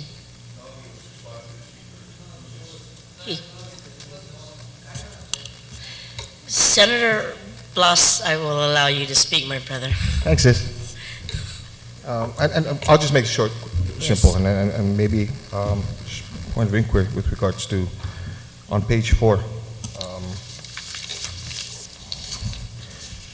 And basically it provides the parameters for which a vehicle shelter can be erected, and it says 15 feet from the front line and maybe 0 feet from the property line on one side only. Then he goes on that accessory structures such as gazebo, they must be a minimum of 5 feet from the front line and maybe 0 feet from the rear or side lot line. Why 0 feet? My concern here, ma'am, is with regards to, as was pointed out by the good author, we are concerned about making sure that we recognize the changes in structures and the accessibility and the convenience, but also my concern here is going back to the accessibility. You have a structure that's 0 feet to the property line. what about the accessibility for safety purposes to be able to go through past that line? And so my concern, that's my question, is why 0 feet? Okay. Senator Respicio, would you like to answer Senator Blas's inquiry? I believe this is it's limited to 0 feet of the property line on one side only. And so we've explained that because of how these structures have evolved over the years, some people have provided a vehicle shelter in one side of their house. Now, if this bill passes and they have a vehicle structure on both sides of the house with a 0 feet property line on both sides, then there'd be non-conforming, and so they would have to make provisions to remove one side. But this only allows for one side of the property. Senator Blas, does that answer your question? Well, I'm just trying to envision what this structure would look like on this property, and then 0 feet. I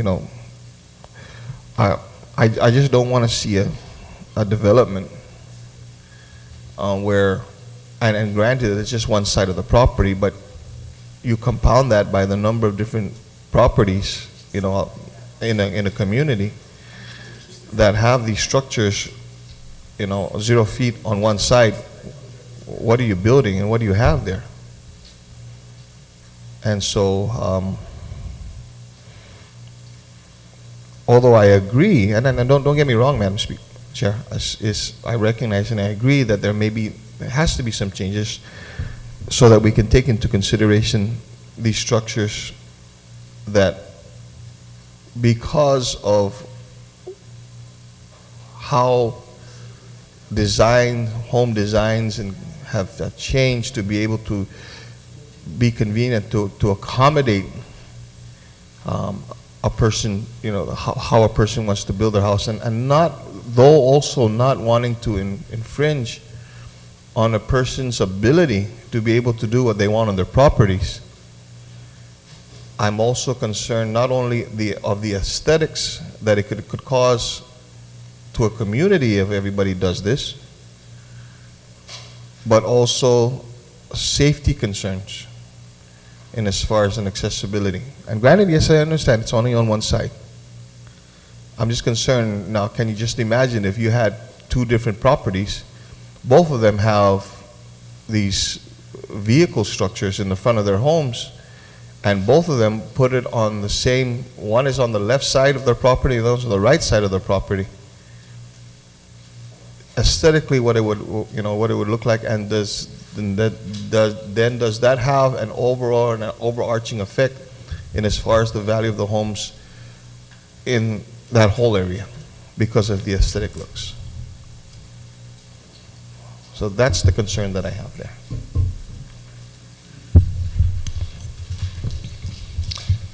Thank you, Senator Blas. Are there any objections to moving this down to the voting file? If not, motion carries. Majority Leader, you're recognized. Thank you, Madam Speaker. The next bill that's available and copies have just been passed out is Bill 284-30. Please proceed. Senator Pangilinan. Senator Pangilinan, you're recognized. Thank you very much, Madam Speaker. Madam Speaker, I'd like to move that Bill 284-30 LS be placed in the third reading file. I'd like to discuss it very briefly. No objections. Please proceed, Speaker Pangilinan. Thank you very much, Madam Speaker.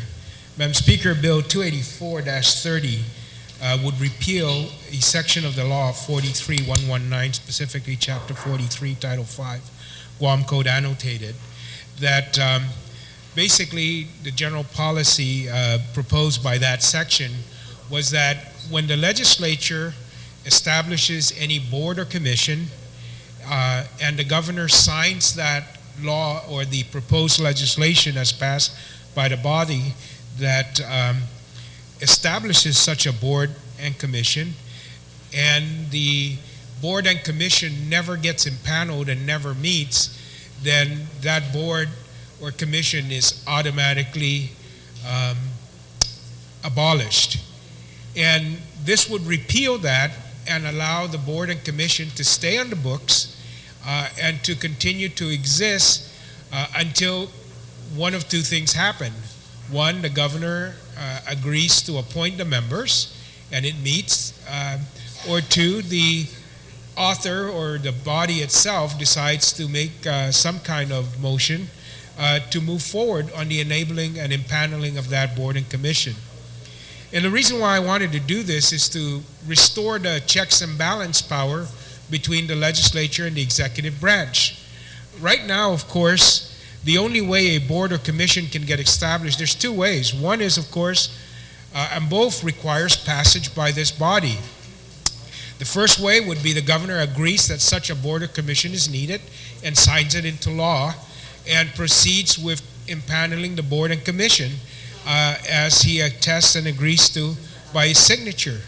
The second way of impaneling the board and commission is the governor vetoes the bill, but the legislature overrides the bill. But the ability of the governor to continue to frustrate then that public policy of establishing that board and commission that the legislature sees fit as being required gives the governor a second veto over the ability of this body to enact and implement the public policy that is set according to the statutes of the Organic Act as to how these things get put into effect. So in effect, it weighs in favor of the governor in terms of the governor can continue to veto and frustrate the policy of this government by duly enacted laws by continually to refusing to make the appointments. These commissions don't meet and therefore they get disestablished. We really could have the same thing happen, for example, if somebody wanted to do it with the Commission on Self-Determination, that the governor refuses to call a meeting, so it never meets, so technically it could be disestablished. And that's not the balance of power that we want to have exist in our government. That weighs the balance of power in favor of the executive, and there's no more checks and balance because the governor can continually refuse to make any appointments, even though the policy of this body is that it's needed, we want it, and we believe that it should be put in place. And so this would restore that balance of power between the executive branch and the legislative branch, and it would repeal the automatic abolishment of these boards and commissions if the governor continues to frustrate them by not making these appointments. And so this would ensure that the public policy as enacted by this body with regards to the establishments of these boards and commissions and the authorities and responsibilities granted to them get a fair chance at being implemented according to the requirements of law and, of course, the balance of power envisioned by the Organic Act with regards to the right of this body to override a veto of the governor and put in place duly enacted laws. Thank you very much, Mr. Speaker, and I ask my colleagues for their support. Any other senators wish to be heard on this bill?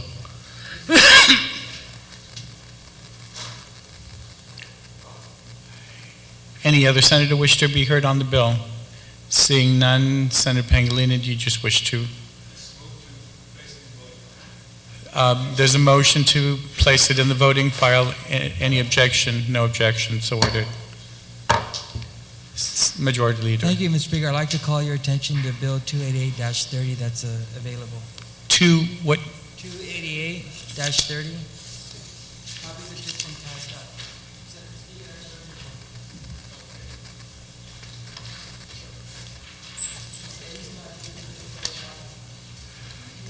All right, 288-30, Senator Pangilinan, you're recognized. Thank you very much, Mr. Speaker. I'd like to move that Bill 288-30 COR be placed in the third reading file. I'd like to discuss it very briefly. Any objection? Hearing none, so ordered. Thank you very much, Mr. Speaker. Mr. Speaker, Bill 288 is a bill that was worked with and at the request of the Retirement Fund Board of Trustees. And what it seeks to do is to increase the availability of fixed income securities as investment vehicles by the retirement fund. right now, most of the fixed income investment vehicles that are permitted to be invested by retirement fund assets by the board are limited to an index of treasury, government-related, and fixed income securities. And it does not allow investments in other fixed income vehicles such as foreign bonds of foreign companies, as well as corporate bonds of foreign companies. We know that the economy has shifted, I think, in the world, and we're seeing greater participation by foreign companies in the global economy. And so while these companies, we may not be familiar with them, we know that they are some of the biggest companies in the world, and these companies are offering secure and dividend-paying bonds and securities that provide a greater return on investment. And so this bill, again, based upon the advice of the retirement bond board, would allow bonds of domestic corporations to be invested by, and we're talking about the defined benefit plan here, because as you recall, the defined contribution plan is a self-directed plan, and it is up to the individual employees to make some investment based upon the presented investment vehicles of that. So this would allow the board itself to increase the ability of investments in greater variety of investment vehicles that would hopefully, and with some good advice and decisions by its investment managers, increase the investment return on the retirement fund's assets and will allow us to continue to whittle away at the unfunded liability of that investment funds. So it's fairly straightforward in terms of the definition of the bonds that will be eligible for investment. It sets criteria for the return on the bonds versus the charges of the bonds in terms of its costs of investing in those vehicles, so that we don't end up getting a 10% return on the bonds, but the charges for investments on that is 7%. We get a net yield of 3%. So it allows and sets those parameters with regards to the fixed charges for the companies and the return on those companies. So once again, like I said, this was done in consultation with the advisors of the Retirement Fund Board and the board of the Retirement Fund, and would like to ask for the body's support of this legislation. Thank you very much, Mr. Speaker. Thank you very much, Senator Pangilinan. Are there any other senators who wish to be heard on Bill 288? I see Senator Taitagui. Thank you, Mr. Speaker. If I could request for just a 1-minute recess while I review the committee report. It's not online, and I don't have a hard copy of it, and I would really like to have the opportunity to review it, please. We will take a short recess. Thank you.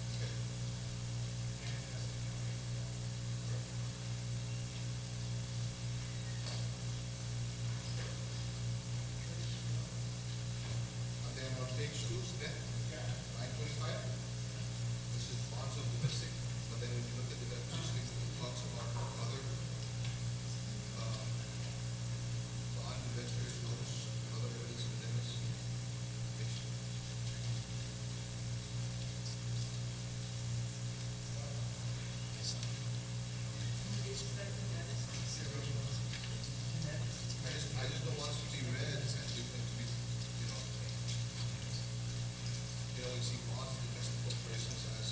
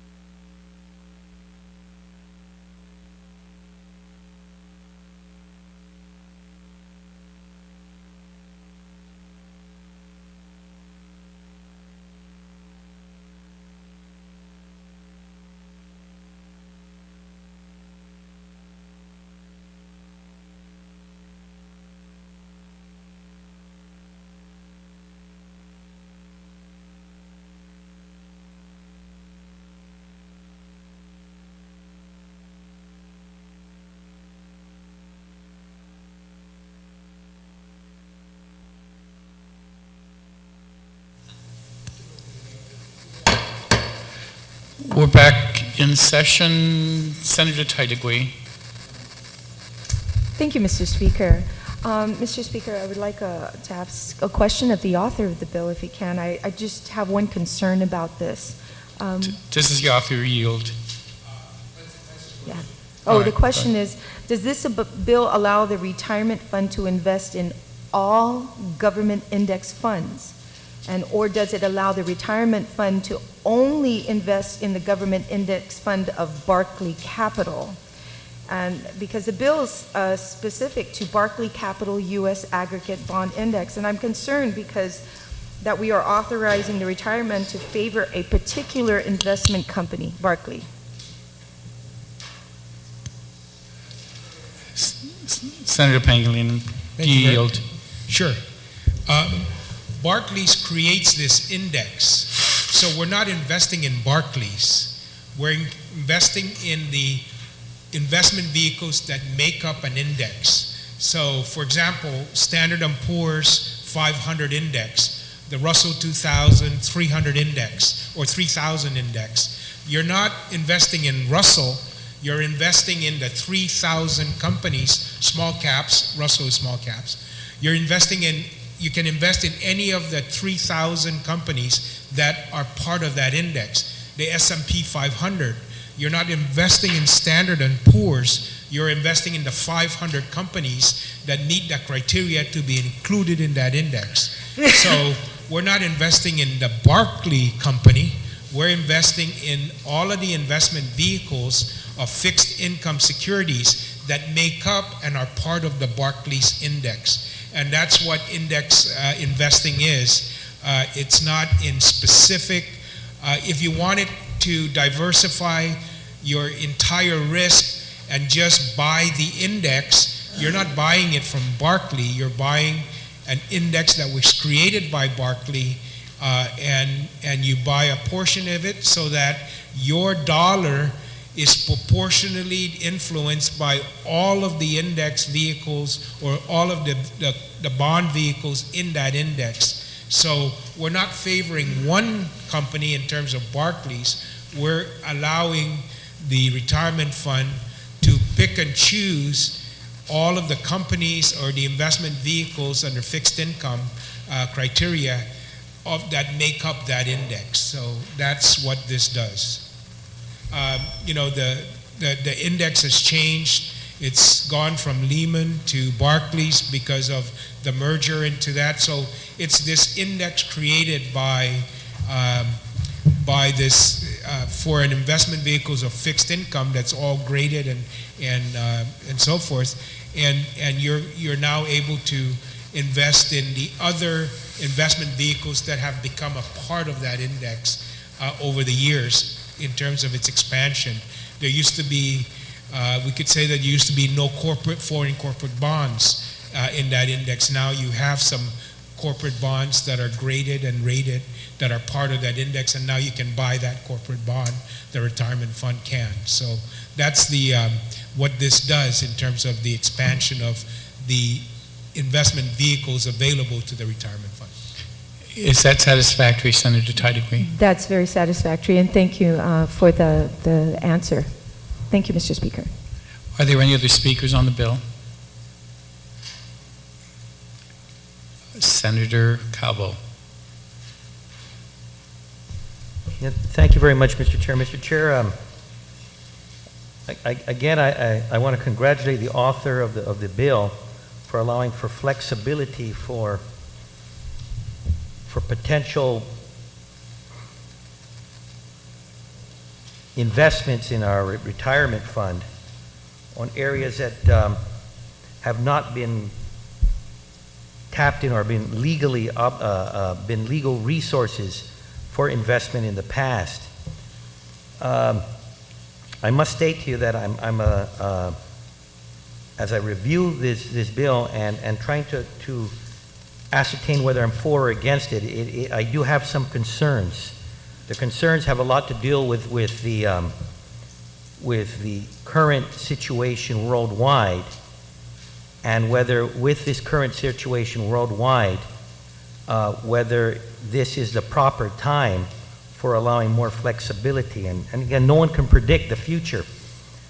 I do remember when we did pass similar legislation, which what I was in favor of in the past, that allowed for the retirement fund to invest in areas that were not considered blue chip. Quite coincidentally, it happened at a time, or right before, the collapse of the worldwide financial market. And again, because of the timing, if it had been 10 years earlier, if we had allowed that kind of flexibility, we would have been seeing much more better returns in the investments of the retirement fund. But we allowed for that flexibility in absolutely the wrong time, because it was the exact time where the unforeseeable occurred. I'm torn on this bill. Looking at the flexibility and understanding that we are looking at U.S. dollar-denominated investment grades, focusing on the index, and again, based on the legislative findings and intent on the index that covers Treasury, government-related fixed-rate mortgage-backed securities, agency fixed-rate and hybrid adjustable-rate mortgage pass-throughs, non-governmental related bonds eligible to be listed on this index include corporate bonds, derivative bonds, mortgage-backed securities. Boy, derivatives and mortgage-backed securities. There's some major issues in the world market as a result of those two areas. Asset-backed securities, commercial-backed securities.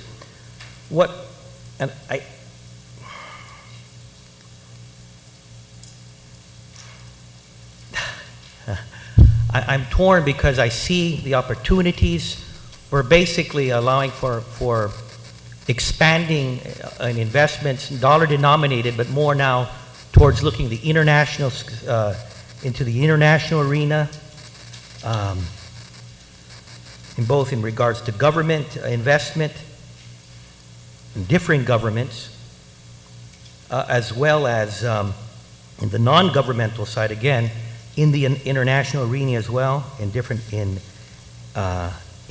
areas that are, again, we have not touched on.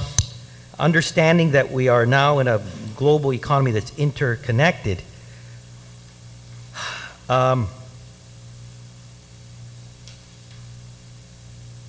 If you are to look at the current situation of the world finance and the economies of the world, things are still not what you would call stable.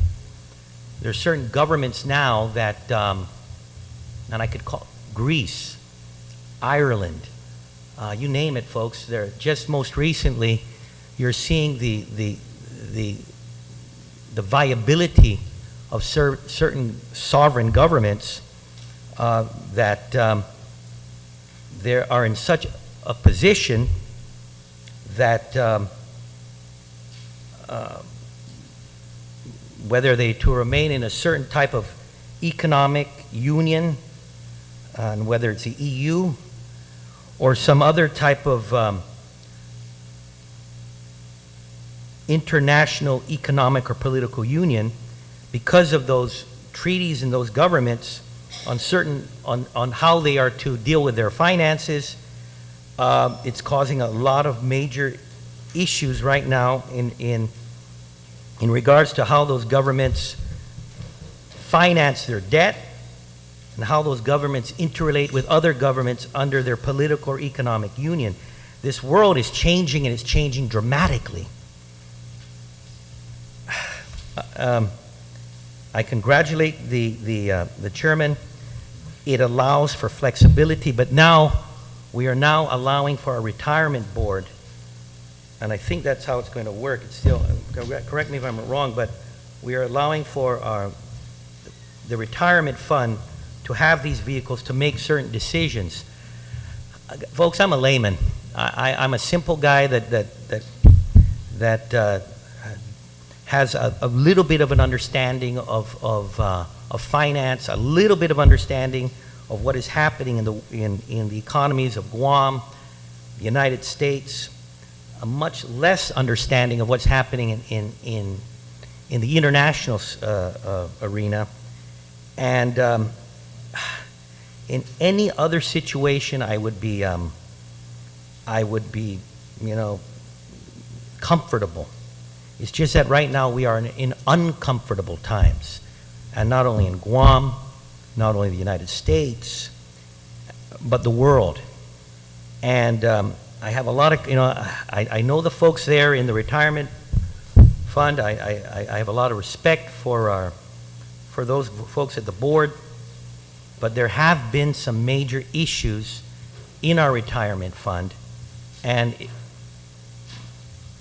we could here in the legislature squawk about sometimes having making mistakes in revenue forecasts and then appropriating them, but then also you take a good look at the returns on the retirement fund and how it's contracted over the past few years, and how $200 or $300 million has been wiped out in assets as a result of the insecurity and the instability of the world financial scene, and you see why I'm concerned.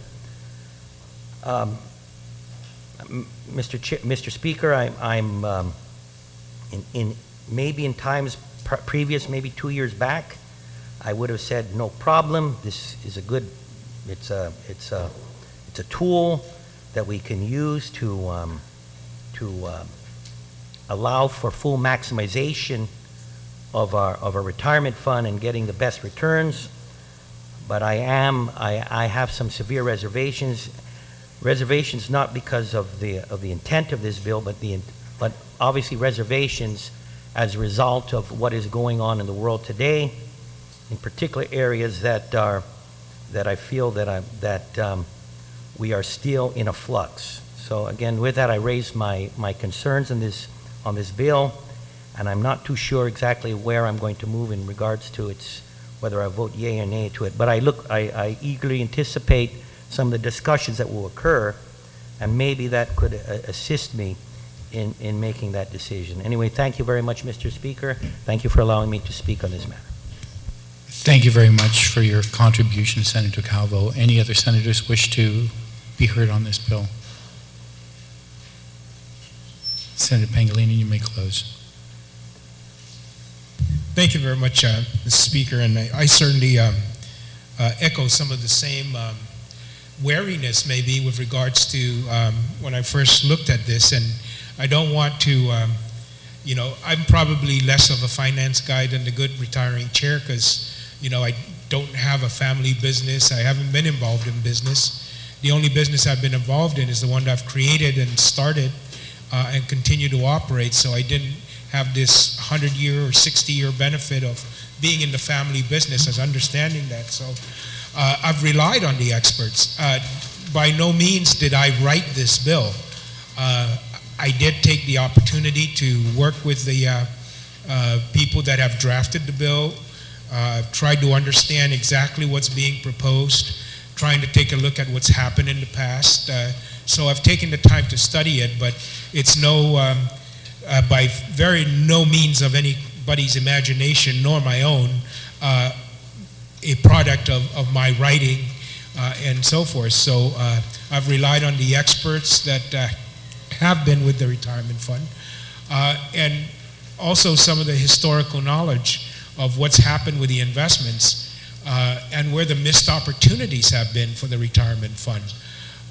When we started on the retirement fund, we were very, very conservative with regards to the investment vehicles. No foreign companies at all. No investments in equities that did not pay any dividends at all. So we could not invest in, for example, Apple Computer back when we first started and we could not today because Apple still does not pay dividends. Yet it has grown, Apple itself, from 2005, I think, or 2003 to now, has increased in value by over 300%. But it has never paid out a dividend. So under the old investment strategy with the retirement fund, we couldn't take advantage of that. And when we talk about, making those changes, when we made those changes, I'm sorry, but, my memory serves me in the other direction. When we made some of the investment strategy changes in the retirement fund, we've actually sheltered, number one, when the market tanked, our investments in the retirement fund, even though we lost money, we lost less money than 90% of all the other retirement funds in the country. So everybody lost money. Nobody made money. Last year, the only state in the union that increased its budget were two places. One, North Dakota, and two, Guam. We increased our budget by a slight 3% in terms of operating expenses, and North Dakota increased it by about 5% last year. Every other state and jurisdiction in the union had to cut expenses and raise taxes in order to meet operational requirements in the country. Why? That's the way the economy was at. And yet, two places in the world, in the country, were able to kind of increase that. Maybe now looking at exactly what's happening today, is it the right thing to do? I think it was okay. I feel comfortable. It's a little early in the game, but we may be wrong. We may be off by 2 to 3% at the end of the fiscal year. We don't know that yet. But to illustrate the point is that we've had these economic, problems in the country where everyone's in looking at it.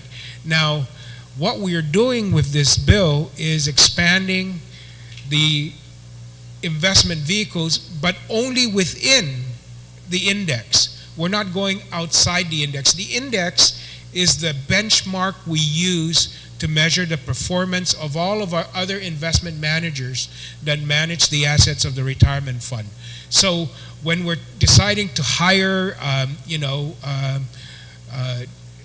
Goldman Sachs, or we decide to give our investments to Altera, Atlanta Sosnoff as the managing company for a portion of the government of Guam's assets, when we take a look and say, how did they perform? Should we renew our contract as investment managers for this portion of our portfolio?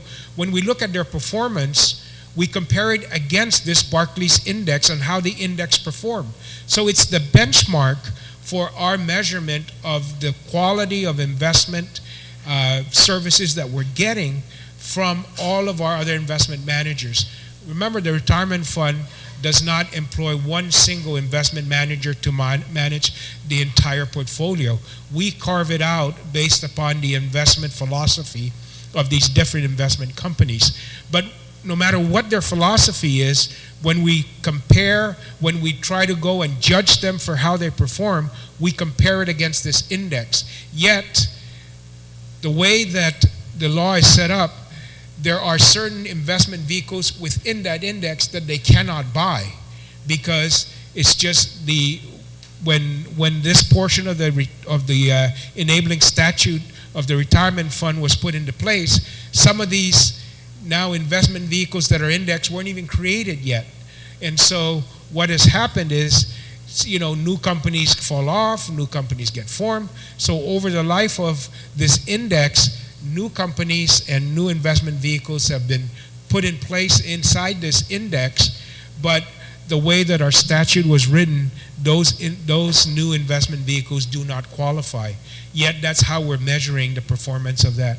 So I certainly understand, the hesitancy, and I mean, we'd be foolish if we didn't try to look at those things. And I certainly commend the retiring speaker of, just let us take a look. I mean, that's the prudent thing to do. That's why the change we made in the investment criteria for judging the board was no longer based on just the statutory authority, but we've expanded it to this prudent man rule in terms of, did they make the best decision, given the best information, given the time they were in when they made their investments decision.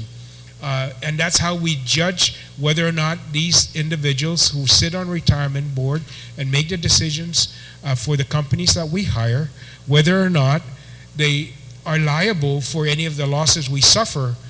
If they acted according to the prudent man rule, then they're sheltered from those decisions and the losses that may be affected or affected by the investment vehicles and decisions that they make. So we actually have benefited from the change in some of the investment criteria that we've been able to legislate in this body. When we didn't exceed the gains of other retirement funds across the country, we have lost less money than most of, if not all of them, when everybody else was losing money. It's not a good place to be, but it kind of, because nobody wants to be on the negative side of the investment, but when everybody else is drowning in red ink and you get a stain on your shirt pocket, then maybe it was a good decision to broaden the investment vehicles that we're at. The good senator just came back from Olongapo, and he had I was reading some of the results of his meetings there, and he wanted to learn about the best practices of Olongapo in the expansion of the Subic Bay Free Trade Zone and what they've been able to do there. Well, for example, when Richard Gordon decided that he wanted to ensure that he gets success, where did he turn to in order to attract the investors that will enhance the success of this Subic Bay Free Trade Zone. He went to companies whose corporate bonds are in this index. You know, FedEx, Intel. They actually went and looked at these companies who had the track record of growth as well as return on invested capital, and they said that's the kind of company we wanted, and we want to attract those to put into these and have them make investments in facilities and operations in there. And so FedEx has opened up a huge facility. Now, they've also taken a look and seen how the world economy has changed. And if I remember correctly, FedEx has recently pulled out of Olongapo City or Subic Bay and actually moved some of its facilities there into China itself, just to be closer to the supply chain. It's not that Olongapo wasn't a good place to be. It was because of the changes in the world economy and the world production, they found a better place to be closer to the supply chain. So yeah, when we look at those things, and yet that was very, cutting edge at that time on making these kind of decisions, that this is the type of company we wanted. It's not their fault. It's not something that Subic Bay didn't do or failed to do. It's somebody else did something that met their needs a little bit better. Subic Bay is still one of the best places in the Far East, I think, in terms of what they've been able to rebuild there after the pull out of the military, in terms of a place where you can have good U.S. Educated system, personnel, English speaking, a good port, a good airport. So all of those continue to be there, but again, as my good colleague mentioned, some of the changes that occurred in the world economy has now just caused other people to say, we've got something better. Well, again, I go back to this. The expansion of this is nothing outside of the index that is being used to measure the success of the investment managers that we hire.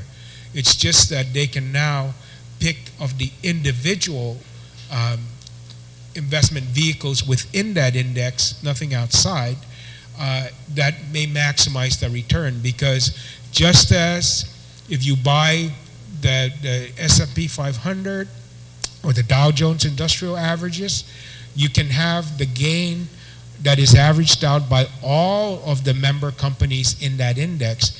But if you bought Apple, you'd get a 300% return, whereas if you bought the index, you'd get a 50% return. So this allows the company to buy Apple and other specific investment vehicles or corporation bonds and so forth. And this is fixed income, so it's not an apples to apples comparison, but it is those investment vehicles that are part of a fixed income structure that are allowed to be individually invested in, but all remaining within this rated, graded, fairly conservative index, and allowing our investment managers to make those decisions and be able to buy any of those companies within the index or any of those investment vehicles within the index. And I ask, maybe this is the one where you need a leap of faith, but I feel pretty comfortable. I feel very comfortable actually with the recommendation that came down from the investment, because we have our investment managers and we have our investment advisor. Our investment advisor takes a look at some of these kind of issues and makes the recommendations so that we can provide some greater resources to the investment managers to do what they promise us they can do when we hire them, and that we can then make our judgments by giving them the ability to expand their investments to all of the instruments within that index. So I hope that gives some comfort, but I would not blame anyone at all if they decided that they're just not comfortable enough to make this change at this time. That there's no blame to be placed on that. It is something that everyone is going to have to kind of rely on some gut feeling as well as some background research and reading to feel that they have enough of a grasp of what this does in order to make a decision. And I know everyone will make the decision, and I hope that between now and the time we vote, we all can Google and look on the internet and expand our research ourselves and then make the best decision we can. But I certainly feel very comfortable in voting yes on this and ask my colleagues to do the same. Mr. Masi, Mr. Speaker. Thank you very much. Any objection to moving it down? Hearing none. Senator, Mr. Majority Leader. Thank you, Mr. Speaker. I move that we recess till 2 o'clock, at which time we would resume discussions on Bill 245-30. We stand in recess until 2 o'clock this afternoon. Thank you.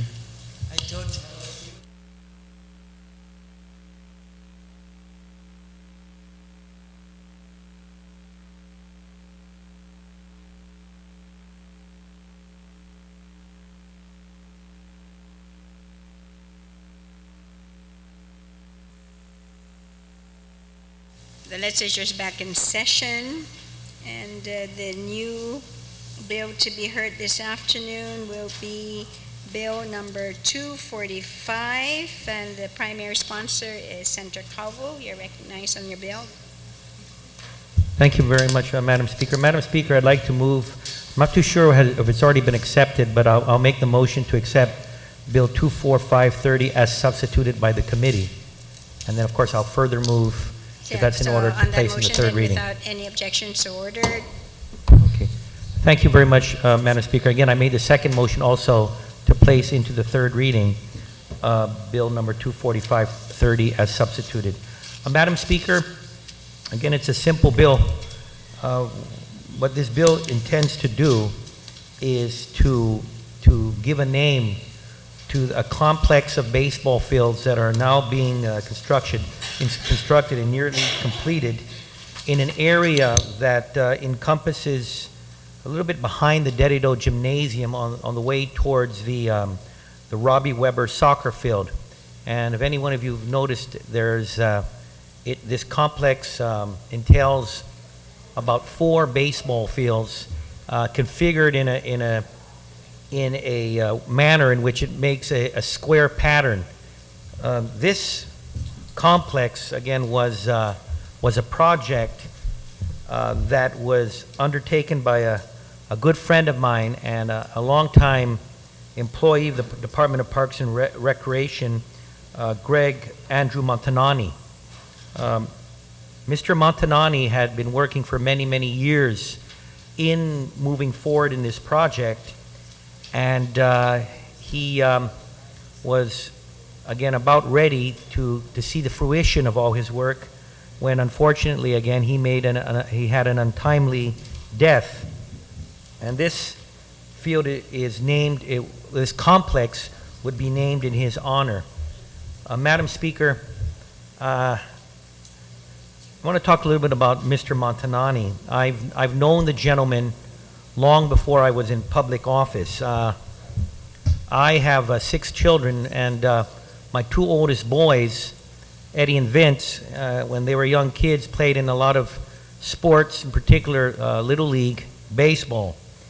And the first time I actually met Mr. Montanani was when I was a fan as a father, as well as a third base coach for the Sinahanya Pepsi Giants.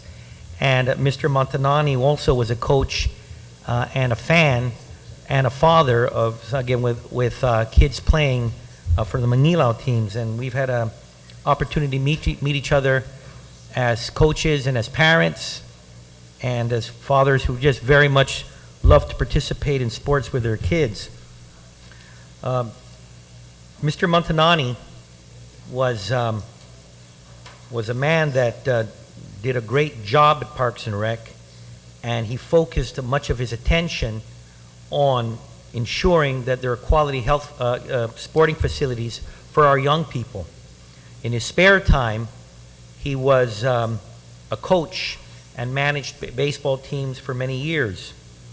And then, of course, full-time, he was was one heck of a great father. I mean, I really believe he is one role model that many parents should look to when it comes to being a father, a public servant, and one who gives back to the community. And I see no other accolade that would be more fitting than to name this field, which would have been one of his crowning achievements, after him. So again, Madam Speaker and my dear colleagues, I rise and I ask for your support in, again, naming these new facilities, these baseball fields situated within the Dedido Sports Complex, the Gregory Greg Andrew Montanani Memorial Baseball Fields. And again, I'm asking for your vote and your support in the passage of this legislation. Thank you very much, Madam Speaker.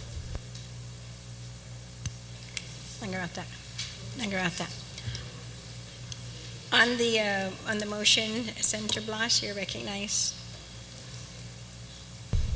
Thank you, Madam Speaker. Madam Speaker, I too rise in support of this effort to be able to name the complex that's currently being constructed as the Gregory Andrew Matanani Memorial Baseball Fields. But with that, Madam Speaker, you know, in the discussions during the public hearing, as well as the discussions that we had outside of these halls, of the desire to be able to memorialize Greg, I too have had the pleasure of knowing for many, many years.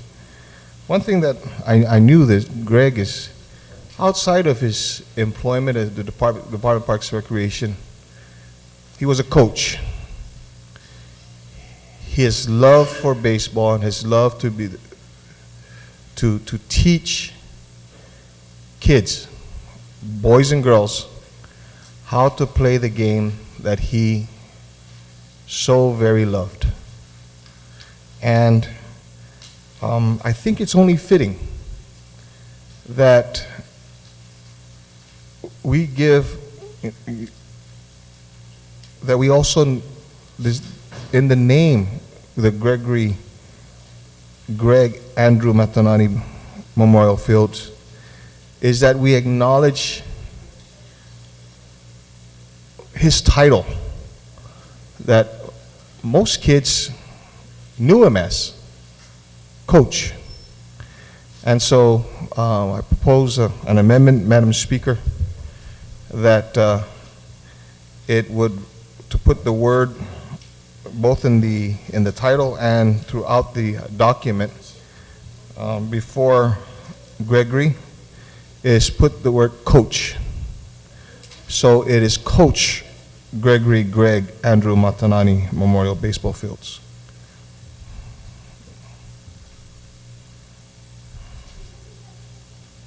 Insert the word coach in front of Gregory. That's the amendment. One moment. Can you please repeat the amendment? It's to insert the word, put the word coach in front of Gregory, Greg Andrew Matanani. So it says Coach, the Coach Gregory Greg Andrew Matanani Memorial Baseball Fields, and every reference that it has to Okay, on the amendment, without then any objections?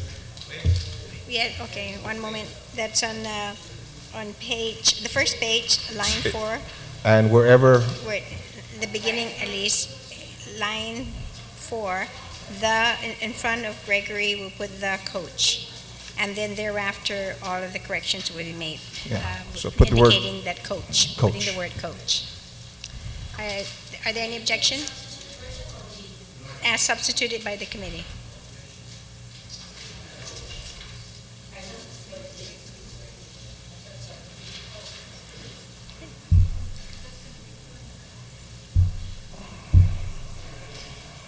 Can we take a minute recess then?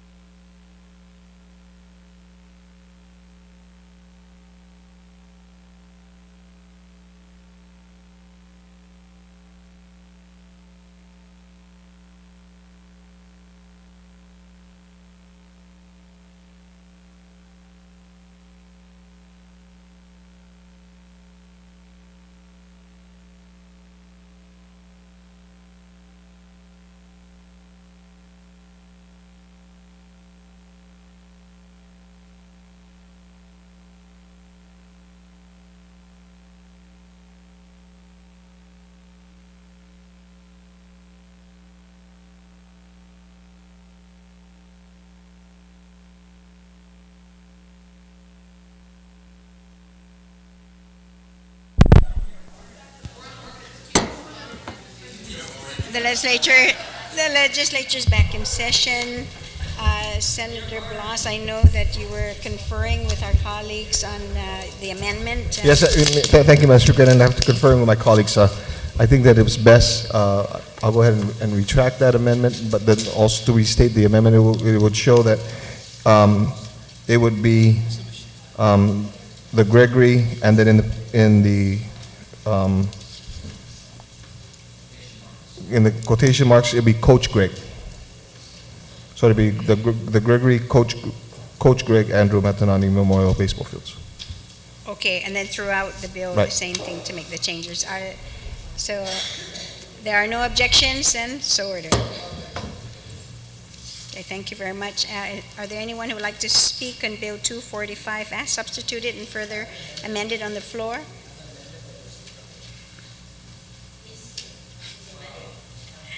Our simplest bills are always the one that takes up so much time. I'll speak on it. Okay, Senator Barnes, you're recognized then on the bill. Madam Speaker. Madam Speaker, I know that my other colleague is working on an amendment right now, but I'd be honored to speak on behalf of this bill as substituted by the committee. I personally know the Greg Matanani, and I didn't just know him as a deputy director for Parks and Recreation. I knew him as a coach. I knew him as a neighbor, being from the same village. I knew him as a man who had heart and passion for the game of baseball. And as his wife shared a story at the public hearing in reference to Greg's dream of wanting to see baseball fields built in our community just the same way as baseball fields are built in a lot of the places in the East Coast, where they have literally a cluster of fields, and every different organization of baseball ages could be a part of playing all at the same time, and being the passion of his to see baseball played literally from sun up to sundown was a dream that this man had. And as he was working with the plants and working as an administrator for the Department of Parks and Recs as the deputy director, and being closely the oversight coordinator as the deputy director for this project, this was really near and dear to his heart. And as everybody who knows Greg very well knows what his passion was for baseball, be it Little League, be it Babe Ruth, be it the Caba League, be it any other baseball organization that was here on Guam, there were some other leagues, Madam Speaker, that didn't last as long as Little League, but again, knowing that Greg played a major part of that, even as a little kid himself, being an avid baseball player, and wanting to see this dream come true. I think truly in spirit, Madam Speaker, that if he were alive today, he'd be really proud that the fields are up and coming, that they should be done before the end of the year. And knowing that this dream would really have become a reality, he would have been really, really, really proud. And again, I stand in full support of this bill. I'm hoping that the author of the legislation will make me a part of this sponsorship as I support its efforts. So I'm asking if the good author can make me a sponsor of this bill. Senator Calvo?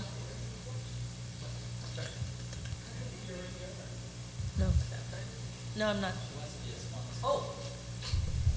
I'd be honored to have you as a co-sponsor. Again, someone who's been so involved in sports for so many years, so I would have no objection to. I'd like to move to. I'm making a motion. I'd like to move to have our esteemed Secretary of the Legislature as a co-sponsor to this legislation. On that motion then, without any objections, so ordered. Thank you, Madam Speaker, and I really want to thank the good author for including me in that sponsorship, and I ask my colleagues to support the same, as this is a really just acknowledges again one of our local residents who had the love and passion for baseball, who's not with us physically, but will always be with us in spirit and in heart. I think this is a good tribute to him. So thank you, Madam Speaker. You're very welcome, Senator Munya Barnes. Senator Taitigui. Thank you, Madam Speaker. I too stand in full support of this bill. Greg and I grew up together, kind of, per se. He was a couple years older than I was in GW High School. And I meet up with his children every once in a while out there since his passing. And this would give them the continued legacy that his father had put forth to the community. And every time they speak of their father, it brings tears to their eyes. And to honor him in this way just brings joy, comfort, and especially to his wife as well. And since we're all contributing to this, I too would ask the good author if I as well can be a sponsor of this bill as well, if he would include me. With all these lovely ladies, I have no objection whatsoever. The more the merrier. On the motion then to place Senator Tello Taitigui and Senator Gutherts as co-sponsors without objection, so ordered. Thank you, Madam Speaker. Senator Uggan, are you ready with your amendment?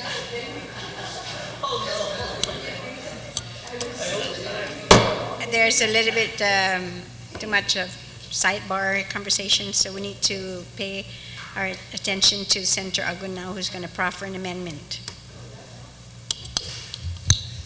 Thank you.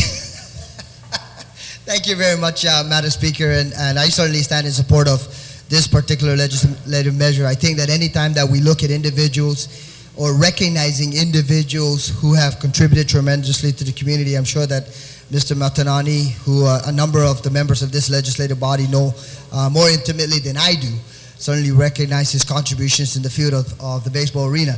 I do have an amendment, though, Madam Speaker, if by any chance. I understand that the original legislation had also highlighted the naming of the individual baseball fields in honor of certain pioneers within the baseball arena.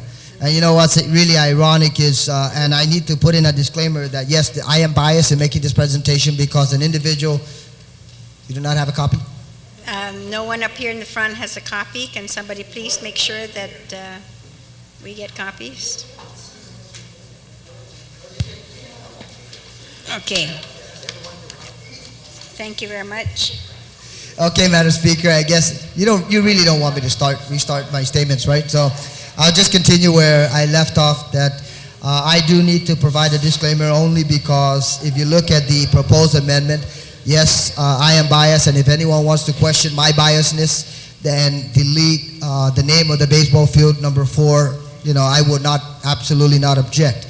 But having grown up in the environment of the Little League and having had the opportunity to work alongside, or not necessarily, I guess, work alongside, but join my dad whenever he attended a number of these Little League meetings as well as a lot of these Little League games, it took a lot of time, personal time out of my life, so to speak, in terms of being able to follow him around. And I was fortunate that I was one of his children that he said, okay, boy, let's go, jump in the truck and let's go, we're going to go to a baseball game. And then he would be the primary coordinator at many of these tournaments. But Madam Speaker, like I said, I do provide that disclaimer only because obviously I make this in recognition of the provisions contained in the original legislation. I spoke to the sponsor of Bill number 245-30, and he stated that the Little League representatives had recommended that in fact, then this particular section be deleted only because they felt that these 4 pioneers that were originally recognized in the initial legislation had contributed tremendously, or in some cases even more than the individual named in this legislation. I called one of the board members of the Little League and I inquired as to whether in fact they would oppose, because they were questioning and they were expressing some concerns about about this particular provision being in. And I inquired whether they would oppose reinserting it into the legislation, and based on the statements and the conversation that I had with that individual, the son of one of these pioneers, apparently they had no concern. It's just that they felt that, in fact, these four individuals should be given a much greater tribute than what would be provided in the naming of a baseball field. But I feel differently, Madam Speaker. I think that in this particular case, that when you have an opportunity to be able to recognize individuals who have worked in this arena, I know that there were several instances when, in fact, the Little League, I can honestly say, having worked closely with my dad in many of these activities, that if it weren't for, with the exception if you just delete my dad's name from this, if it weren't for these pioneers to have continued to push and advocate for baseball and the development of the Little League component, because there are other baseball organizations out there, but the Little League component, if they were not there pushing and advocating for the Little League, that it perhaps would not be here today. And I say that with all sincerity, recognizing that both Mr. Greg Calvo Sr., Mr. Greg Borja, and also Mr. Ben Munoz, Major Ben Munoz, were major contributors and original pioneers of baseball here on Guam. So, Madam Speaker, I move for the insertion or the amendment, the addition of this particular provision into the legislation, and I ask our colleagues for their consideration. I do understand the nature of the renaming of the baseball field number 4, and if anyone would move that be deleted, then I would recognize that, but I certainly would move in the direction of recognizing these pioneers for these baseball fields. So, Madam Speaker, I ask our colleagues for their consideration. Just Masi. Can we take a minute recess?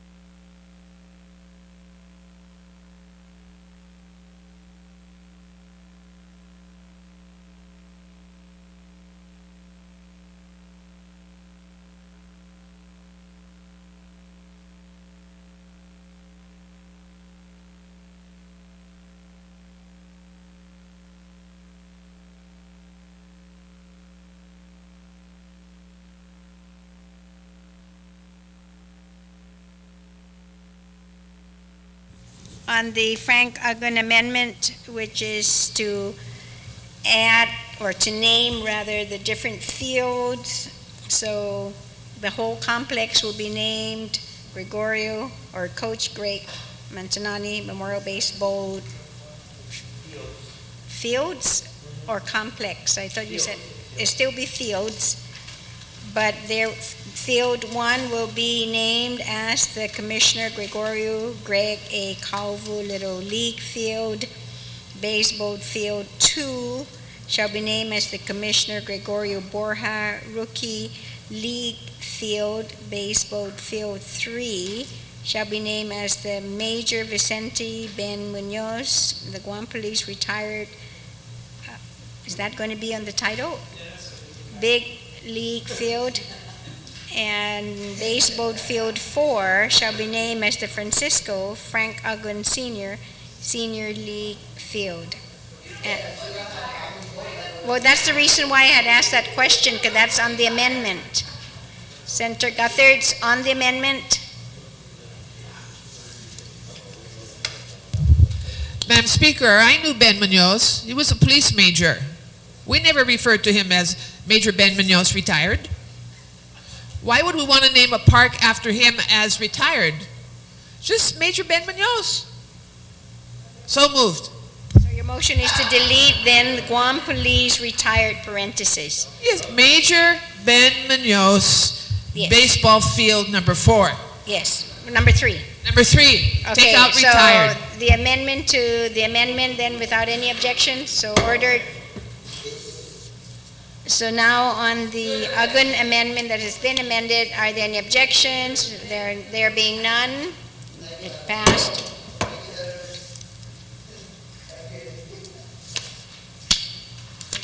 So on Bill 245 as substituted and further amended on the floor, are there any other speakers? There being none, then there's no objection to send it down to third reading, so ordered.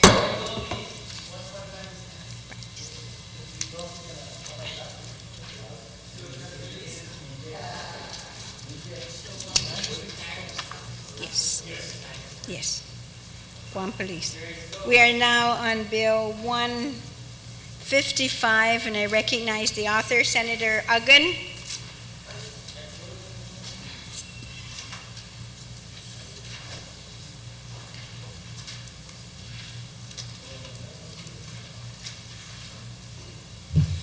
Thank you very much. Cesar Masih, Madam Speaker. Madam Speaker, we do have before us legislation that would provide, disregarding the entire title, I don't think you want me to read the entire title, but the original legislation would have provided 3 components. Your motion? Oh, I'm sorry. Thank you, Madam Speaker. Madam Speaker, I'd like to move for Bill number 155-30 COR F substituted by the committee to be placed in third reading for consideration. For voting, please. And you will want to discuss it? Yes, please. Okay, you may continue. Thank you very much, Madam Speaker. Just so that in fact there's clarification in regards to the impact of this particular proposal. Madam Speaker, this legislation would allow for the recognition of the expansion and the growth being realized in the Guam National Guard, in this particular case as it applies to the entire Guam National Guard. Just recently, about 2.5 years ago, the 3-star general at the National Guard Bureau was elevated to a 4-star general. And in most cases, at that point in time, the adjutant generals for the respective National Guard components were maxed out at a 2-star general, so they were major general positions or billets. Because of the recent elevation of the 3-star general at the National Guard Bureau, I'm sorry, I apologize, I'm talking military jargon here, Madam Speaker, but because of the elevation of the 3-star general at the National Guard Bureau level to equate to the Pentagon level of 4-star, now in many states and jurisdictions, they're moving in the direction of elevating the maximum billet for the adjutant general to be reflective of a maximum of up to 3 stars. Right now, because the Department of Defense has yet to officially recognize that, they're looking at the nature of many of the states and what their efforts, ongoing efforts are, and it looks like the trend is that many of the states and the various jurisdictions are elevating their adjutant general allowance or billets to equate to a 3-star. That's what this provision would do. One component would provide for the maximum star grade from a 2-star general to a 3-star general in the Guam National Guard, the Adjutant General position. Now, also in taking into consideration, Madam Speaker, and I know that I also need to provide a disclaimer here that yes, I am a member of the Air National Guard. I do train 1 week in a month and 2 weeks a year. And yes, I did deploy in 2007, 2008 to Afghanistan. So those are all disclaimers, and I hope that is sufficient to address my affiliation with this component. Will I benefit as a result of this? No. No. That I would not benefit as a result of this in terms of the allowance, because obviously it will not directly affect individuals in the Guard immediately. But, Madam Speaker, when I look at this, the other component is looking at the Army side of the National Guard component, the Assistant Adjutant General. You have the Adjutant General position, then you have 2 Assistant Adjutant General positions within the Guam National Guard. The Army Guard has a 1-star Adjutant General billet allowance, which has not incidentally been filled in a while. And the Air National Guard has an Assistant Adjutant General billet, which is capped at a full bird colonel rank. What this provision would provide is an allowance for that particular full bird colonel to be maxed out at a 1-star general billet also. Would this result in any additional financial requirements by the government of Guam? The answer is no. I think I need to make that clear, because anytime that these individuals serve in their respective capacities, in the respective ranks, they are only compensated through the Department of Defense or through the National Guard federal funds program. So that's what this particular provision will provide. There was another section here, Madam Speaker, that just so that people are not, our colleagues are not confused, there's another section here that would have allowed the Adjutant General, the incumbent Adjutant General, upon the closure of the term of any Chief Executive or Commander-in-Chief, to allow that individual to sit for a time frame of up to 6 months prior to the conclusion of the term of that particular governor or chief executive. That section has been deleted because it's brought up some serious concerns as to whether in fact it would, I guess, provide some favoritism with the incumbent. And obviously this was a general provision that would be carried out indefinitely and codified, but because of that concern, that provision was deleted. So the 2 components would be increasing the Adjutant General, the tag position star allowance, general allowance, to a 3-star, as well as the full bird colonel position in the Air National Guard to be up to a maximum grade of a 1-star general. And I need to also stress, Madam Speaker, that just in the last 11 years, I have seen visibly the Air National Guard component grow from 225 personnel to about 475 where it's at this point in time. And there's a strong, extremely strong possibility that the Air National Guard would have the opportunity to be able to get some wings. When I say wings, planes, if not by the end of this calendar year, by sometime next year, and that would result in almost a doubling of the Air National Guard at that point in time. Those are information that has already been agreed upon. It's just awaiting some of the formal paperwork. So that's what Bill number 155 would provide. I want to thank the good chair, Senator Gutters, for entertaining this legislation and reporting it out of our committee. And I ask our colleagues for their consideration. Thank you, Madam Speaker. One moment recess.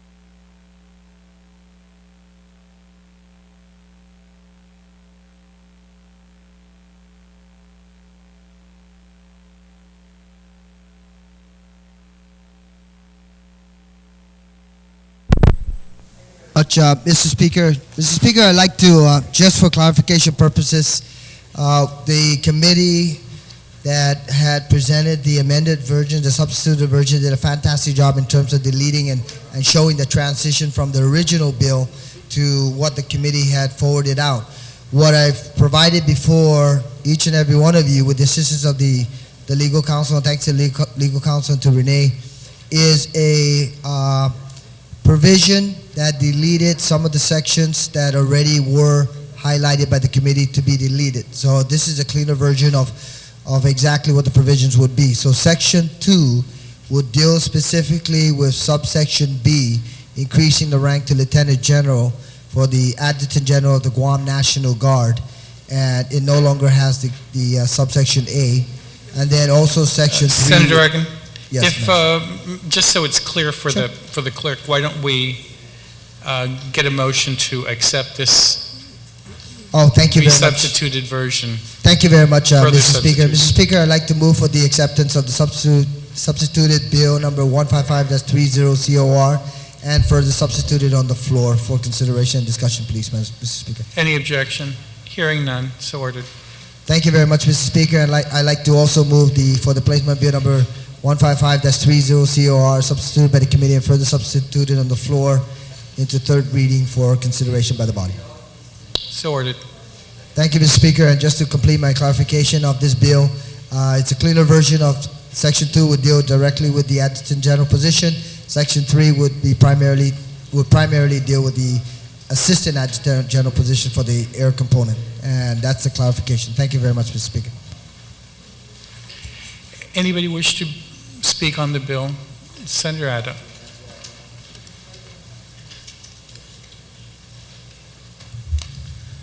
Thank you, Mr. Speaker. I think I want to make sure that we get this thing correct, because right now on page 2, as we read it, for example, section 2, that we're amending paragraph B.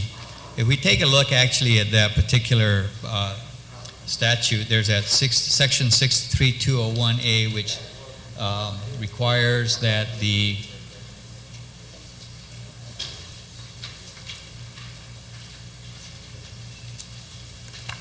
which first of all requires that the Adjutant General be capable of being federally recognized in accordance with federal law and the Army Air Force regulations as appropriate in the grade of at least colonel.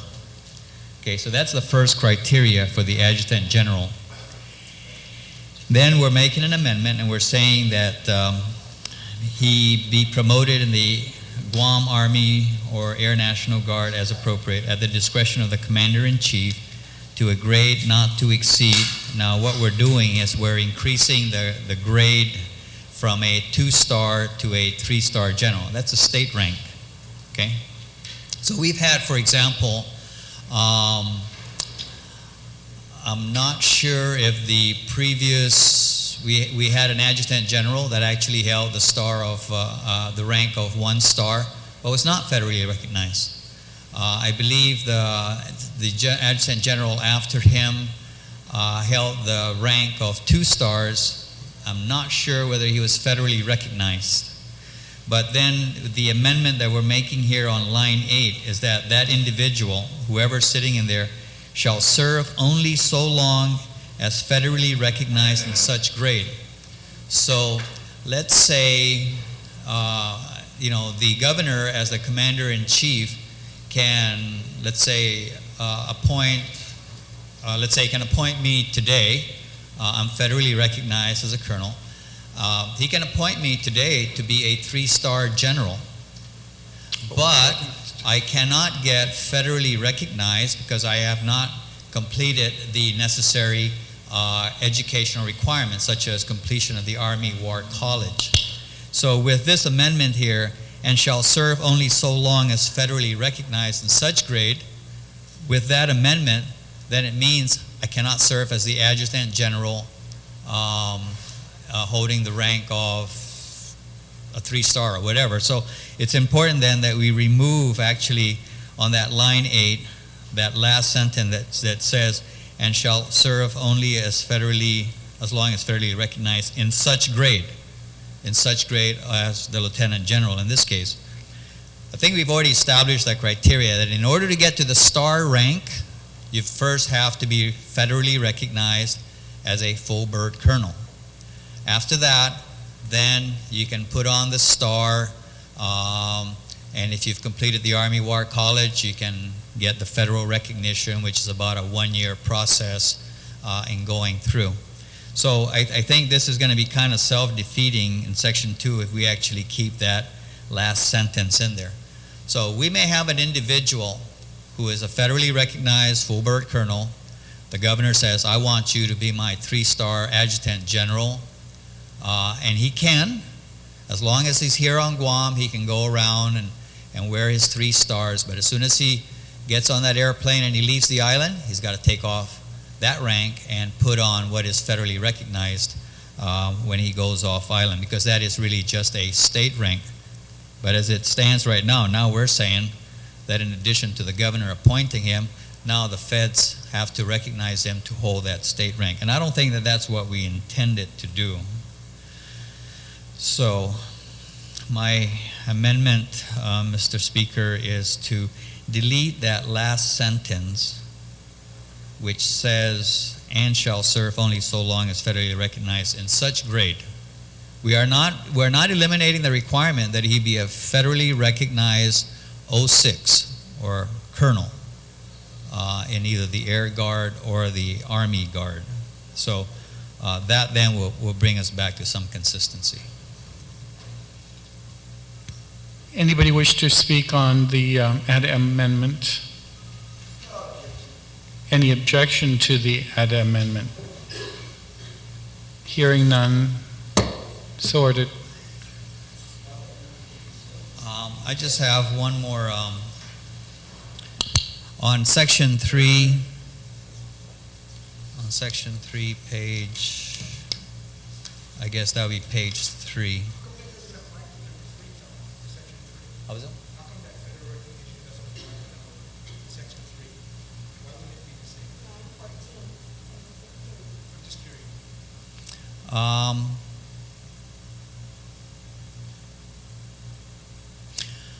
Because, again, on Section B, you mean? On paragraph B, line 9, Section 3B? Because we're saying that he actually, we want a federally recognized 06 to be sitting in that position before anybody can put on that star rank. He must at least have, we would want him to at least be federally recognized. So in other words,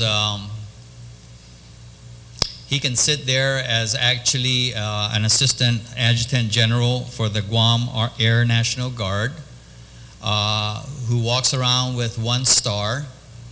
That is a state rank. But as soon as he gets on an airplane and leaves Guam to go to National Guard headquarters, he really walks in there with just his eagle on his shoulders, and he's a federally recognized, indicating that he has, met all the eligibility requirements.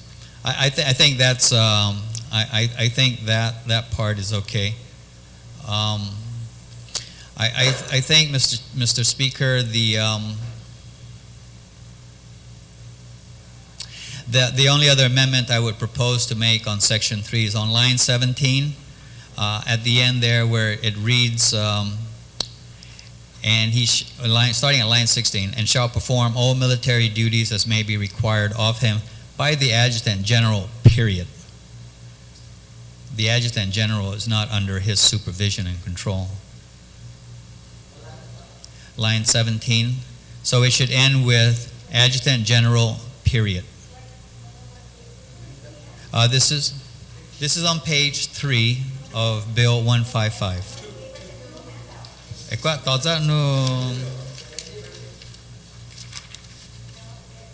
Oh, I'm sorry.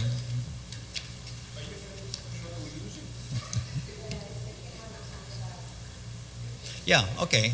So on page 2, page 2, line 22 should end, we should put a period after the word general. So then you'll read the assistant adjutant general, shall perform all military duties as may be required of him by the Adjutant General, period. Anybody wish to be heard on this amendment? Senator Uggan. Thank you very much, Mr. Speaker, and thanks, Senator Ada, for that suggestion. It's just that this is the same language that is incorporated not only in the law, but also it's the same language that is applied in the Army side for the Assistant Adjutant General position. So that's where the consistency comes in. But there's really no objection because it's already plain and clear, shall perform all such military duties as may be required of him by the Adjutant General. Thank you very much, Mr. Speaker. Anybody else wish to be heard on the amendment? Is there an objection to the amendment? Hearing none. Senator Addy, do you have any further amendments? Any other members of the legislature wish to be heard on the bill? Senator Uggan, you may close or move it down. Is there a motion by Senator Uggan to move to the voting file? No objection. Okay. We're through with 155. We're now at Bill 230. Madam Speaker, as the main sponsor, you're recognized. Thank you very much, Mr. Speaker. Mr. Speaker, I'd like to make a motion to place Bill 230-30COR as introduced in the third reading file, but I'd like to just briefly discuss it. Oh, that's the first motion. And, is there an objection to the accepting the substituted version? Hearing none, so ordered. No substituted version. And I'd like to make a motion to waive going into a committee of the whole. Waive, pardon? Waive going into the committee of the whole because this is an appropriations. I'm really having problems hearing you. Oh, I'm sorry. I'd like to make a motion to waive going into committee of the whole because this bill deals with appropriation. Any objection to waiving? Senator Calvo. Objection by Senator Calvo. And the basis of the objection. Can we ask our... Yeah, thank you very Mr. Chair, Mr. Speaker. Again, we have a bill here that is highly substantive in regards to appropriations and specific to certain funds of the government of Guam. In light of some of the issues that are affecting our government, and both in terms of collections in the general fund, and also in areas such as special funds, and there will be the utilization of special funds in this matter, I think it'd be wise and prudent that we do go into the committee as a whole. In fact, it may be wise that we also bring in representatives from the BBMR and Revenue Tax, as well as Department of Education. And I think it's just a prudent measure to do. The chair will take a 1-minute recess.